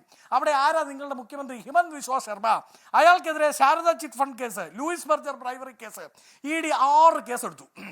ED 6 കേസെടുക്കുന്ന സമയത്ത് ഈ പറയുന്ന ഹിമന്ത് ബിശ്വ ശർമ്മ കോൺഗ്രസ്സുകാരനായിരുന്നു. എന്നാൽ അയാൾ BJPയിലേക്ക് വന്നു. നിങ്ങളുടെ ആസാമിലെ മുഖ്യമന്ത്രിയായി ഈ 6 കേസും നിങ്ങൾ വൈറ്റ് വാഷ് അടിച്ചു. ബർജർ പെയിന്റിന്റെ കേസായതുകൊണ്ടായിരിക്കും അവിടെ നിന്ന് കിട്ടിയ നല്ല എ ക്ലാസ് മറ്റേ 12 വർഷം 20 വർഷം ഗ്യാരണ്ടിയുള്ള വൈറ്റ് വാഷ് അടിച്ചു നിങ്ങളുടെ ED. അതായത് അഴിമതിക്കെതിരായി നിങ്ങൾ പോയി സംസാരിച്ചെടുത്ത് അവിടെ അവരുമായി സഖ്യമുണ്ടാക്കാൻ പറ്റിയപ്പോൾ നിങ്ങൾ സഖ്യമുണ്ടാക്കി. തീവ്രവാദത്തിനെതിരെ നിങ്ങൾ സംസാരിച്ചെടുത്ത് അവിടെ അവരുമായി സഖ്യമുണ്ടാക്കി. അധികാരം നുണയാൻ പറ്റുമെന്ന് കണ്ടപ്പോൾ അവിടെ നിങ്ങൾ സഖ്യമുണ്ടാക്കി. ഇതൊക്കെ അധികാരമല്ലേ? ഞാൻ പറഞ്ഞത് ഇതിപ്പോ രാഷ്ട്രീയ പാർട്ടികളുടെ ഇത്തരം പ്രതികരണങ്ങൾ അധികാരത്തിന് മുന്നിൽ മുട്ടുമടക്കാത്ത ഏത് കാലം ഏത് പാർട്ടി ഏത് കാലം ഉണ്ടായിട്ടുണ്ടെന്നേ അതിന്റെ ഭാഗമായിട്ടുണ്ടാവുന്നതാണ് ഇതൊക്കെ. ഇപ്പോൾ ഹിമന്ത ബിശ്വ ശർമ്മയ്ക്കെതിരെ BJP ബുക്ക്ലെറ്റ് അടിച്ചിറക്കിയെന്ന് ഹിമന്തയുടെ അഴിമതികൾ എന്ന് പറഞ്ഞ ഇലക്ഷന് മുമ്പ്. അതൊക്കെ രാഷ്ട്രീയമാണ്, രാഷ്ട്രീയത്തിൽ എന്തും സംഭവിക്കും. ശ്രീ മുസ്തഫ, പ്രധാനമന്ത്രി നരേന്ദ്രമോദി കോൺഗ്രസിനെ ഈ പറയുന്ന മുസ്ലിം ലീഗിന്റെ പേരൊക്കെ പറഞ്ഞ് കടന്നാക്രമിക്കുന്നതിൽ അത്ഭുതമുണ്ടോ? കാര്യം കോൺഗ്രസ് മുക്ത ഭാരതം എന്നുള്ളത് അവരുടെ പ്രഖ്യാപിത ലക്ഷ്യമാണ്. ജനാധിപത്യ വിരുദ്ധമാണെങ്കിലും അവരുടെ പ്രഖ്യാപിത ലക്ഷ്യമാണ്. അപ്പോൾ അവർ കോൺഗ്രസിനെതിരെ പറഞ്ഞല്ലേ പറ്റൂ മുസ്തഫ? ഇതിനൊക്കെ വേറെന്ത് കാര്യമിരിക്കുന്നത്? നിങ്ങൾ ഇത്രയും സമയം ചർച്ച നടത്തിയിട്ട് ഇപ്പോൾ കാശ്മീർ ഇവിടെ പരാമർശിക്കപ്പെട്ടു. അവിടെ PDP സഖ്യത്തെക്കുറിച്ച് താങ്കൾ പോലും BJP പ്രതിനിധിയോട് ചോദിച്ചു. എന്തേ അവിടുത്തെ കുൽഗാമിനെ പരാമർശിക്കാൻ ഹാഷ്മിക്ക് നാവ് വരാത്തത്? ഈ പറഞ്ഞ PDPയുമായിട്ട് സഖ്യമുണ്ടാക്കിയ തെരഞ്ഞെടുപ്പിൽ കുൽഗാമിലെ അവസ്ഥ എന്തായിരുന്നു? അവിടെ മുഹമ്മദ് യൂസഫ് തരീഖാമി CPMന്റെ ഒരു പ്രതിനിധിയാണ് വർഷങ്ങളായിട്ട് ജയിച്ചു വരുന്നത്. അവിടെ ആരായിരുന്നു CPMനെതിരെ ഇത്തവണ മുന്നണി? BJPക്ക് സ്ഥാനാർത്ഥിയില്ല അവിടെ. BJP ഉൾപ്പെടെ സപ്പോർട്ട് ചെയ്തുകൊണ്ട് ജമാഅത്തെ ഇസ്ലാമിയാണ് സ്ഥാനാർത്ഥിയായിട്ട് അവിടെ മത്സരിച്ചത്. കാശ്മീർ ജമാഅത്തെ ഇസ്ലാമി, ഇന്ത്യൻ ജമാഅത്തെ ഇസ്ലാമി പോലുമല്ല, കാശ്മീർ ജമാഅത്തെ ഇസ്ലാമി. കാമാന്ന് നിങ്ങൾ സൂചിപ്പിച്ചോ, പറഞ്ഞോ? അപ്പൊ എല്ലാ കുന്തമുനെയും ഇങ്ങനെ CPMലേക്ക് കൊണ്ടുവരാൻ നോക്കുമ്പോൾ ഇവിടെ നമ്മുടെ രാജ്യത്തെ ഇതുപോലെയുള്ള നിർണായകമായ സമീപനങ്ങളില്ലേ? എത്ര ശക്തമായിട്ടുണ്ട്, എത്ര ഗൗരവമായിട്ട് വരേണ്ടതുണ്ട്. ഇനി ഹാഷ്മി, നിങ്ങൾ ശരി, ഈ CJP കോൺഗ്രസ് ഈ പ്രസംഗത്തിൽ ഈ വാചകം ചോദിക്കുന്നു. ഇന്ന് 24ന്റെ രാവിലത്തെ പ്രഭാത പരിപാടിയിൽ ശ്രീകണ്ഠൻ നായർ പ്രധാനമന്ത്രി ഈ കേരളം സന്ദർശിക്കുന്നതിനെ കുറിച്ച് പറയുന്നുണ്ട്. എന്നിട്ട് അദ്ദേഹം വലിയ പ്രതീക്ഷകൾ പ്രകടിപ്പിക്കുന്നുണ്ട്. 200 കിലോമീറ്റർ വേഗത്തിലോടുന്ന അതിവേഗ റെയിൽപാത, മുണ്ടക്കൈക്ക് എന്തെങ്കിലും ഉണ്ടാകും, ഇങ്ങനെയൊക്കെയുള്ള പ്രതീക്ഷകൾ. 24 ചാനലിൽ ശ്രീകണ്ഠൻ നായർ പ്രധാനമന്ത്രിയുടെ വരവ് പ്രമാണിച്ച് രാവിലെ പ്രതീക്ഷിച്ച അത്തരം കാര്യങ്ങളിൽ ഒന്നുപോലും, ഒരു വിഷയം പോലും പ്രധാനമന്ത്രിയുടെ പ്രസംഗത്തിൽ 2 പ്രസംഗം നടത്തി, 2ഇടത്തും പരാമർശിച്ചില്ല. ഒന്നും ഉണ്ടായില്ല. ഇവിടെ ഉദ്ഘാടനം ചെയ്തു എന്ന് പറയുന്ന തീവണ്ടികൾ, അതിലേതാ കേരളത്തിന് പ്രയോജനം? നാഗർകോവിൽ നിന്ന് മംഗലാപുരം വരെ, അത് തെക്ക് വടക്ക് കേരളത്തിലൂടെ ഓടും. പക്ഷെ അതിന് തന്നെ ആകെ കോഴിക്കോട് കഴിഞ്ഞാൽ കണ്ണൂർ കഴിഞ്ഞാൽ കാസർഗോഡ് മാത്രമേ സ്റ്റോപ്പുള്ളൂ. ഇടക്കുള്ള പ്രധാന നഗരങ്ങളിൽ പോലും സ്റ്റോപ്പില്ല. പിന്നെ താമ്പരത്തേക്കുള്ള ട്രെയിൻ 23 കിലോമീറ്ററേ കേരളത്തിലൂടെ ഓടുന്നുള്ളൂ. അത് കേരളത്തിലൂടെ ഓടുന്നില്ല. അപ്പൊ കേരളത്തിന്റെ വികസനത്തിന് വേണ്ടി വലിയ പ്രതീക്ഷകൾ ഇന്ന് മാധ്യമങ്ങൾ മുഴുവൻ രാവിലെ എല്ലാവരും 24 ഉൾപ്പെടെ എല്ലാവരും പ്രകടിപ്പിച്ചിട്ട് അതിലൊന്നുപോലും ഉണ്ടായില്ല. അതിനെക്കുറിച്ചൊന്നും ഒരു വിശകലനമില്ല, ഒരു ചർച്ചയും നമ്മുടെ ഈ വേദിയിലില്ല. പകരം ഈ ഒരു വാചകം എടുത്തു പിടിച്ചിട്ട് എങ്ങനെ യഥാർത്ഥത്തിൽ പ്രധാനമന്ത്രി കേരളത്തോട് കാണിച്ച, കേന്ദ്ര സർക്കാർ കേരളത്തോട് കാണിച്ച വികസനമില്ലായ്മ, അവഗണന, ഈ വിഷയത്തെക്കുറിച്ച് ചർച്ച ചെയ്യുന്നതിനു പകരം അതുപോലും കേന്ദ്ര സർക്കാരിനെയും പ്രധാനമന്ത്രിക്കുമെതിരായിട്ട് വികസന വിഷയത്തിൽ വരാവുന്ന വിമർശനം ഒഴിവാക്കി CPMനെതിരെ 2 ചാപ്പ കുത്താൻ എന്ത് കിട്ടും എന്ന നിലയിൽ അവിടെയും ജമാഅത്തെ ഇസ്ലാമിയുമായിട്ട് സഖ്യമുണ്ടാക്കി CPMനെതിരെ മത്സരിച്ച BJPയെ കുറിച്ച് പറയാൻ നാവില്ല. എന്നിട്ട് കോൺഗ്രസിനെ കുറിച്ച് പറഞ്ഞില്ലേ എന്ന് CPMനോട് ചോദിച്ചിട്ട് എന്ത് കാര്യം? ഞങ്ങൾ അതല്ലേ പറയണത്. ഇങ്ങനെയെല്ലാം ശരിയായ നിലയിൽ കാര്യങ്ങൾ കാണും. CPMനെ വിമർശിക്കണം, ഇടതുപക്ഷത്തെ വിമർശിക്കണം, എല്ലാം ചെയ്യണം. ഇവിടെ SITയുടെ കാര്യം ശ്രീ ജോർജ് ജോസഫ് പരാമർശിച്ചു. ഹൈക്കോടതിയല്ലേ, ഞങ്ങൾ ഉണ്ടാക്കിയതല്ലല്ലോ, കേരളത്തിന്റെ ആഭ്യന്തര വകുപ്പല്ലല്ലോ ഉണ്ടാക്കിയത്. ഹൈക്കോടതിയിലെ ജഡ്ജിമാരൊന്നും ശരിയല്ല. ഇവിടെ നിങ്ങൾ ഹാഷ്മി പറഞ്ഞത് അന്വേഷണ സംഘം ഒരു റിപ്പോർട്ടും കൊടുക്കുന്നില്ല, മാസാമാസം റിപ്പോർട്ട് കൊടുക്കുന്നു. ആ റിപ്പോർട്ടുകൾ പരിശോധിച്ചിട്ട് ഹൈക്കോടതി പറയുകയാണ് നിങ്ങൾ അന്വേഷണം തുടരുക, ഒരു സമ്മർദ്ദത്തിനും വിധേയമാകണ്ട. പറഞ്ഞില്ലേ ഹൈക്കോടതി? മാധ്യമങ്ങളുടെ വിചാരണ നിങ്ങളുടെ അന്വേഷണത്തെ തെറ്റായ വഴിക്ക് കൊണ്ടുപോകണ്ട പറഞ്ഞില്ലേ ഹൈക്കോടതി? ഇങ്ങനെയെല്ലാം പറഞ്ഞതുകൊണ്ട് ഇപ്പോ ഹൈക്കോടതി ശരിയല്ല, പിന്നെ ഹൈക്കോടതി ശരിയല്ലെന്ന് പറഞ്ഞില്ല എന്നൊക്കെ പറഞ്ഞു. SIT സമർപ്പിക്കേണ്ട ഒരു കുറ്റപത്രം റിപ്പോർട്ട് സമർപ്പിച്ചാൽ ഇതിൽ കുറ്റപത്രം സമർപ്പിക്കണ്ടേ സാർ? കുറ്റപത്രം സമർപ്പിക്കാത്തതുകൊണ്ടാണ് ജാമ്യം കിട്ടുന്നത്. ഹൈക്കോടതി അതേ ആവശ്യപ്പെട്ടിട്ടുള്ളൂ. അല്ലല്ല, ഞാൻ പറഞ്ഞത് ഇപ്പൊ ഹൈക്കോടതി സൂക്ഷ്മമായിട്ട് ഓരോ മാസവും ദേവസ്വം ബോർഡ് ബെഞ്ച് അതെടുക്കുകയല്ലേ ഹാഷ്മി? ആ 2 ജഡ്ജിമാരും ഇരുന്നിട്ട് ഈ അന്വേഷണ റിപ്പോർട്ടുകൾ പരിശോധിക്കുകയല്ലേ? ഇടക്കാല റിപ്പോർട്ട് ആവശ്യമുണ്ടെങ്കിൽ അവർ ചോദിക്കില്ലേ? ഇല്ല, ചോദിക്കില്ല. അതങ്ങനെ അവർക്ക് ചോദിക്കാൻ പറ്റുമോ? ഇടക്കാല കുറ്റപത്രം സമർപ്പിക്കേണ്ടത് SIT അല്ലേ? CPM സംരക്ഷിക്കേണ്ട ആവശ്യമുണ്ടോ? കേരളത്തിലെ ഭരണത്തെ സംരക്ഷിക്കേണ്ട ആവശ്യം അവർക്കുണ്ടോ? ദേവസ്വം ബോർഡിലെ CPM പ്രതികളെ സംരക്ഷിക്കേണ്ട ആവശ്യം ഹൈക്കോടതി ജഡ്ജിമാർക്കുണ്ടോ? ഹൈക്കോടതിയിൽ നിന്ന് എപ്പോഴെങ്കിലും ഞങ്ങൾക്കെതിരെ വാക്കാലൊരു പരാമർശം കിട്ടിയാൽ പോലും ആഘോഷിക്കുന്നവരല്ലേ? എന്നാൽ SITയുടെ അന്വേഷണത്തെ തുടർച്ചയായി എല്ലാ മാസവും ഹൈക്കോടതിയുടെ ദേവസ്വം ബോർഡ് ബെഞ്ച് പ്രശംസിക്കുകയല്ലേ? ആ നേരായ വഴിക്കാണ് അന്വേഷണം. പുറത്തു നടക്കുന്ന ഈ ബാഹ്യ സമ്മർദ്ദങ്ങളും ഈ കോലാഹലങ്ങളും ഒന്നും ഗൗനിക്കാതെ കൃത്യമായിട്ട് എടുക്കുകയല്ലേ? അപ്പൊ അത് ശരിയല്ല എന്ന് പറയുന്നതിൽ എന്താ അർത്ഥമുള്ളത്? അപ്പൊ വളരെ കൃത്യമായിട്ട് കാര്യങ്ങൾ പോകുന്നുണ്ട്. ആര് കുറ്റം ചെയ്തിട്ടുണ്ടെങ്കിലും ഏത് വമ്പനായാലും സംരക്ഷണം കിട്ടില്ല. അത് കൃത്യമായിട്ട് ഭരിക്കുന്ന പാർട്ടി എന്നുള്ളതിൽ ഞങ്ങളും പറഞ്ഞിട്ടുണ്ട്. അന്വേഷണ സംഘം ആ നിലയിൽ പോകുന്നു, ഹൈക്കോടതി അത് മോണിറ്റർ ചെയ്യുന്നു. ഇതെല്ലാം നടക്കുമ്പോഴും ഞാൻ പറയില്ല, ഇന്നത്തെ പ്രധാനമന്ത്രിയുടെ വിസിറ്റുമായി ബന്ധപ്പെട്ട് കേരളത്തിന് എന്ത് നേട്ടം? ഇതല്ലേ ശരിയായ ചോദ്യമായിട്ട് വരേണ്ടത്. മുണ്ടക്കൈയിലെ കുഞ്ഞിന്റെ മുഖമെങ്കിലും പ്രധാനമന്ത്രിക്ക് ഓർമ്മ വേണ്ടേ എന്ന് പറഞ്ഞാൽ മാത്രമല്ല, ഇത് ഇന്ന് റെയിൽവേയുടെ പരിപാടിയിൽ കാണിച്ച വീഡിയോയിൽ പ്രധാനമന്ത്രി നരേന്ദ്രമോദിയുടെ അവിടുത്തെ ആ ഫോട്ടോ ഓപ്പർച്യൂണിറ്റി കാണിക്കുകയും ചെയ്തു. എന്ന് പറഞ്ഞാൽ കുഞ്ഞിനെ എടുത്ത് പറയുന്ന കാണിക്കുകയും ചെയ്തു. കാര്യമായ പ്രഖ്യാപനങ്ങളൊന്നും ഉണ്ടായിട്ടില്ല. ശ്രീ ശ്യാമരാജ്, ശ്രീ മുസ്തഫ പറയുന്ന ഉള്ളതാണ്. SK അടക്കമുള്ളവർക്ക് വലിയ, SK മാത്രമാണോ, എല്ലാവർക്കും വലിയ പ്രതീക്ഷ ഉണ്ടായിരുന്നു പ്രധാനമന്ത്രി നരേന്ദ്രമോദി വരുന്നു. സാധാരണ തെരഞ്ഞെടുപ്പ് സമയത്ത് വരുമ്പോഴേക്കും വമ്പൻ പ്രഖ്യാപനങ്ങൾ ഉണ്ടാവാറുണ്ട്. മാത്രമല്ല, തിരുവനന്തപുരത്ത് എന്തോ വലിയ വികസന രേഖ വരാൻ പോകുന്നു, തിരുവനന്തപുരത്തെ മാറ്റിമറിക്കുന്ന വൻ പ്രഖ്യാപനം ഉണ്ടാകാൻ പോകുന്നു എന്നായിരുന്നു നിങ്ങൾ തന്നെ ഉണ്ടാക്കിയ ഹൈപ്പാണ്, മാരക ഹൈപ്പ്. ഒന്നും ഉണ്ടായില്ല ശ്യാമരാജ്, ഒന്നും ഉണ്ടായില്ല, നത്തിങ്. അങ്ങോട്ട് പറഞ്ഞാൽ നത്തിങ് ആവൂ? ഞാൻ നിങ്ങൾക്ക് വായിച്ചു തരാം, നിങ്ങൾ എനിക്ക് സമയം തരണം. ഇനി ഇടയ്ക്ക് അടുത്ത ചോദ്യം ഇടയ്ക്കാണ് വരുന്നത്. 1 PM സ്വനിധി ക്രെഡിറ്റ് കാർഡ് തെരുവ് കച്ചവടക്കാർക്കായിട്ടുള്ള ഈ രാജ്യത്ത് തന്നെ ആദ്യമായിട്ട് ക്രെഡിറ്റ് കാർഡ് ചെയ്തിരിക്കുകയാണ്, പുറത്തേക്ക് ഇറക്കിയിരിക്കുകയാണ്. മോദി സർക്കാർ വന്നിട്ട് കേരളത്തിൽ വന്നിട്ട് അത് അനൗൺസ് ചെയ്തിട്ടുണ്ട്. അമൃത് ഭാരത് എക്സ്പ്രസ് ട്രെയിനുകൾ 3 പുതിയത് ഇന്ന് ഉദ്ഘാടനം ചെയ്തിട്ടുണ്ടെന്നേ. നാഗർകോവിൽ, മാംഗ്ലൂർ, തിരുവനന്തപുരം കേരളത്തിലാണ്. VPP മുസ്തഫയ്ക്ക് അറിയാമായിരിക്കുമല്ലോ അല്ലേ? തിരുവനന്തപുരം താമ്പരം, തിരുവനന്തപുരം ചെർപ്പളപ്പള്ളി, ഇനി അത് അടുത്ത ഏതാണ്? Thrissur Guruvayur passenger train. ഇതിന്റെ ഉദ്ഘാടനം കഴിഞ്ഞിട്ടില്ലേ? CSIR NIS ഹബ് ഇതിന്റെ ഉദ്ഘാടനം നടന്നിട്ടുണ്ട്. പറയട്ടെ, പറയട്ടെന്ന് അതിന്റെ ഉദ്ഘാടനം ചെയ്തിട്ടുണ്ടല്ലോ. പ്രധാനമന്ത്രിയോട് എല്ലാ സംസ്ഥാനത്തും പോയി ബഡ്ജറ്റ് പ്രഖ്യാപിച്ചോളാൻ പറയൂ. എന്തിനാണ് സെൻട്രലൈസ്ഡ് ആയിട്ട് നിങ്ങൾ ബഡ്ജറ്റ് അവതരിപ്പിക്കുന്നത്? എല്ലാ സംസ്ഥാനത്തും പോവാറില്ല. ശ്യാംരാജൻ, ഇത് ബഡ്ജറ്റിൽ പ്രഖ്യാപിച്ചതാണ്.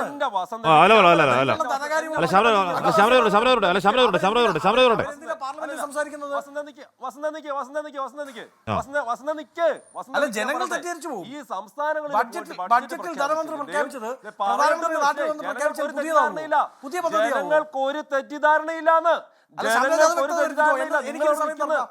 എനിക്ക് സമയം തരണ്ട, ഇത് പറയട്ടെ വസന്തേ, ഞാൻ പറയട്ടെ വേണ്ട, ഞാൻ പറയട്ടെ. ജനങ്ങൾക്ക് ഒരു തെറ്റിദ്ധാരണയുമില്ല. ജനങ്ങൾക്ക് തെറ്റിദ്ധാരണ ഇല്ലാത്തതുകൊണ്ടാണ് 3ാം വട്ടവും നരേന്ദ്രമോദിനെ ജയിപ്പിച്ചു വിട്ടിട്ടുള്ളത്. മനസ്സിലായില്ലേ? ജനങ്ങൾക്ക് ഇവിടുത്തെ രാജ്യത്ത് എന്താ നടക്കുന്നത് മനസ്സിലായിട്ടുണ്ട്. കുറെ പ്രഖ്യാപനങ്ങൾ നിങ്ങൾ നടത്തിയല്ലോ. ഈ രാജ്യം 10 കൊല്ലം ഭരിച്ചില്ലേ? പറയട്ടെ, ഈ രാജ്യം 10 കൊല്ലം ഭരിച്ചില്ലേ? കുറെ പ്രഖ്യാപനങ്ങൾ നടത്തിയില്ലേ? എന്നിട്ട് എന്തേ ഈ കഴിഞ്ഞ ലോക്സഭാ തെരഞ്ഞെടുപ്പ് കുറെ പ്രഖ്യാപനങ്ങൾ നടത്തിയില്ലേ? എന്നിട്ട് എന്തേ? ഇതൊക്കെ ജനങ്ങൾക്കറിയാം, ജനങ്ങൾ നോക്കിക്കോളൂ. അതിനകത്ത് നിങ്ങളധികം ടെൻഷൻ ആവണ്ടാന്നേ. ഇനി കേരളത്തിൽ ഈ പറയുന്ന രീതിയിലുള്ള അഴിമതികൾ മൊത്തം നടത്തിയിട്ട് ഈ പറയുന്ന ഉള്ള കമ്മ്യൂണിസ്റ്റുകാരെ മൊത്തം ജോലികളിൽ കുത്തിക്കയറ്റിട്ട് കേരളത്തിനെ വലിയ കടക്കണിയിലൊക്കെ തള്ളി വിട്ടിട്ട് ഒന്നും ചെയ്യാൻ വേണ്ടിട്ട് പറ്റാത്തൊരു സർക്കാർ, ആ സർക്കാർ ഇങ്ങനെ ഇരുന്നിട്ട് കരഞ്ഞിട്ട് വല്ല കാര്യമുണ്ടോ? നരേന്ദ്രമോദി. പക്ഷെ നമ്മൾ ഈ ക്രെഡിറ്റ് കാർഡൊക്കെ കേരളത്തിൽ വന്ന് ഒരു ആന പ്രഖ്യാപനം പ്രഖ്യാപിക്കാവോ ശ്രീ ശ്യാമരാജ്? പ്രശ്നം എന്ന് അറിയോ? കേരളത്തിലേക്ക് പോകണമെന്നുണ്ട്. ഞാൻ പറയാം, ഞാൻ ഈ കഴിഞ്ഞ ലോക്സഭാ തെരഞ്ഞെടുപ്പിന്റെ അനുഭവം പറയാം. ഈ ഒഡീഷയുടെ ഉൾഗ്രാമങ്ങളിലേക്ക് പോയി ബൊളങ്കീർ, കൊരാപുട്ട് എന്നൊക്കെ പറയുന്ന KBK ബെൽറ്റ് എന്നറിയപ്പെടുന്ന പഴയ ഫാമിംഗ് ബെൽറ്റ് ആണ്. അവിടെ പോയി ഒരു ദിവസം രാത്രി റിപ്പോർട്ട് ചെയ്യേണ്ടി വന്നു. രാത്രി വൈകി, അത് മാവോയിസ്റ്റ് മേഖലയാണ്. നമ്മുടെ ഒരു ഗ്രാമത്തിൽ രാത്രി നിൽക്കേണ്ടി വന്നു. രാത്രി നിന്നപ്പോഴത്തേക്കും രാത്രി എവിടെ കിടക്കണം എന്നൊരു, അവിടെ ഹോട്ടലൊന്നുമില്ല സ്ഥലമാണ്. ഒരു വീട്ടിലേക്ക് ക്ഷണിച്ചു എന്ന് പറഞ്ഞാൽ ആ വീട്ടിലേക്ക് അവർ ക്ഷണിക്കാൻ പറഞ്ഞ പ്രധാന ആരെന്ന് അറിയോ? വീട്ടിലോട്ട് വരും, നമ്മുടെ വീട്ടിൽ ശൗചാലയം ഉണ്ട് എന്നാണ് പറഞ്ഞത്. അവിടെ പോകുമ്പോഴത്തേക്ക് ഒരു ചെറിയ ടോയ്ലറ്റ് അതിങ്ങനെ പൂവൊക്കെ ഇട്ട് ഇങ്ങനെ വെച്ചേക്കാണ്. എന്നാൽ വീട് ചെറിയൊരു കൂരയാണ്, ടോയ്ലറ്റ് ഒക്കെ പുറത്ത് ഒരു ശ്രീകോവിൽ പോലെ ഇങ്ങനെ വെച്ചേക്കാണ്. എന്ന് പറഞ്ഞാൽ അത് ഒഡീഷ വർക്കൗട്ട് ആവും. കേരളത്തിൽ ഇവിടെ ഒന്ന് ശൗചാലയം എന്നൊക്കെ പറഞ്ഞ കാര്യമുണ്ട്. ഓരോ നാടിനും പറ്റുന്ന വികസനങ്ങൾ പ്രഖ്യാപിക്കണ്ടേ? ഒഡീഷയിൽ പ്രഖ്യാപിക്കുന്നത് കേരളത്തിൽ പ്രഖ്യാപിച്ചാൽ പറ്റുമോ? അതിനോടാണ് ഞാൻ പറയുന്നത്. എന്ന് ശൗചാലയങ്ങൾ എന്ന് പറഞ്ഞാൽ എന്തോ വലിയ മാത്രമാക്കി കാണിച്ചല്ലോ. ആ ശൗചാലയങ്ങൾ പോലും ഇല്ലാതെ 10-60 കൊല്ലം ഈ ശരി. അല്ല ഞാൻ പറയുന്നത്, ഞാൻ ഒഡീഷയിലെ നല്ല മനസ്സുള്ള ഞാൻ രാത്രി കിടന്ന അവിടെ തന്നെയാണ്. നല്ല ഫുഡും ആയിരുന്നു അവിടുത്തെ, എല്ലാം ഗംഭീരമായിരുന്നു. ഞാൻ പറഞ്ഞത് നമ്മൾ അവിടെ പുറത്തൊരു ശൗചാലയം, ഒരു ദേവാലയം പോലെ കാത്തു സൂക്ഷിക്കുന്ന മനുഷ്യന്മാരല്ല കേരളത്തിലുള്ളത്. നമ്മൾ ശൗചാലയമൊക്കെ എത്ര വർഷം മുമ്പ് കണ്ടതാണ്. നമ്മൾ കണ്ട് മുന്നോട്ട് പോകുന്നതല്ലേ. SIT കുറ്റപത്രം സമർപ്പിച്ചാലും ഇല്ലെങ്കിലും മുരാരി ബാബുവിന് പിന്നാലെ പത്മകുമാർ അടക്കം ഈ പറയുന്ന സകല മനുഷ്യന്മാരും ജാമ്യം കിട്ടി പുറത്തേക്ക് പോയാലും ഇല്ലെങ്കിലും ഇത് പ്രധാനപ്പെട്ട തെരഞ്ഞെടുപ്പ് വിഷയമാകും. ആ വിഷയമെന്നായി തർക്കം വേണ്ട. UDF-ഉം NDA-യും അത് പ്രധാന പ്രചരണ വിഷയമാക്കുമെന്നൊരു സൂചനയാണ്. NDA വിഷയമാക്കും സൂചനയാണ് മോഡി നേരത്തെ കൊടുക്കുന്നൊരു സുരേഷ് അതുതന്നെയാകും പ്രധാന വിഷയം എന്ന് പറയുകയും ചെയ്തു. കാത്തിരുന്ന് കാണാം ഒരേ വിഷയത്തിന് 2 തവണ ഒരു മുന്നണിയെ ജനം ശിക്ഷിക്കുമോ എന്ന്. എൻകൗണ്ടർ പൂർണ്ണമാകുന്നു. ചർച്ചയിൽ പങ്കെടുത്ത എല്ലാവർക്കും നന്ദി. പ്രിയ പ്രേക്ഷകർക്ക് ശുഭരാത്രി. ലോകത്തെവിടെയായാലും ഏത് സമയത്തും 24 വാർത്തകളും ഓഗ്മെന്റഡ് റിയാലിറ്റി പാക്കേജുകളും എക്സ്പ്ലെയിനറുകളും വിശദമായി കാണാൻ ഞങ്ങളുടെ YouTube ചാനൽ നിങ്ങൾക്ക് സബ്സ്ക്രൈബ് ചെയ്യാം.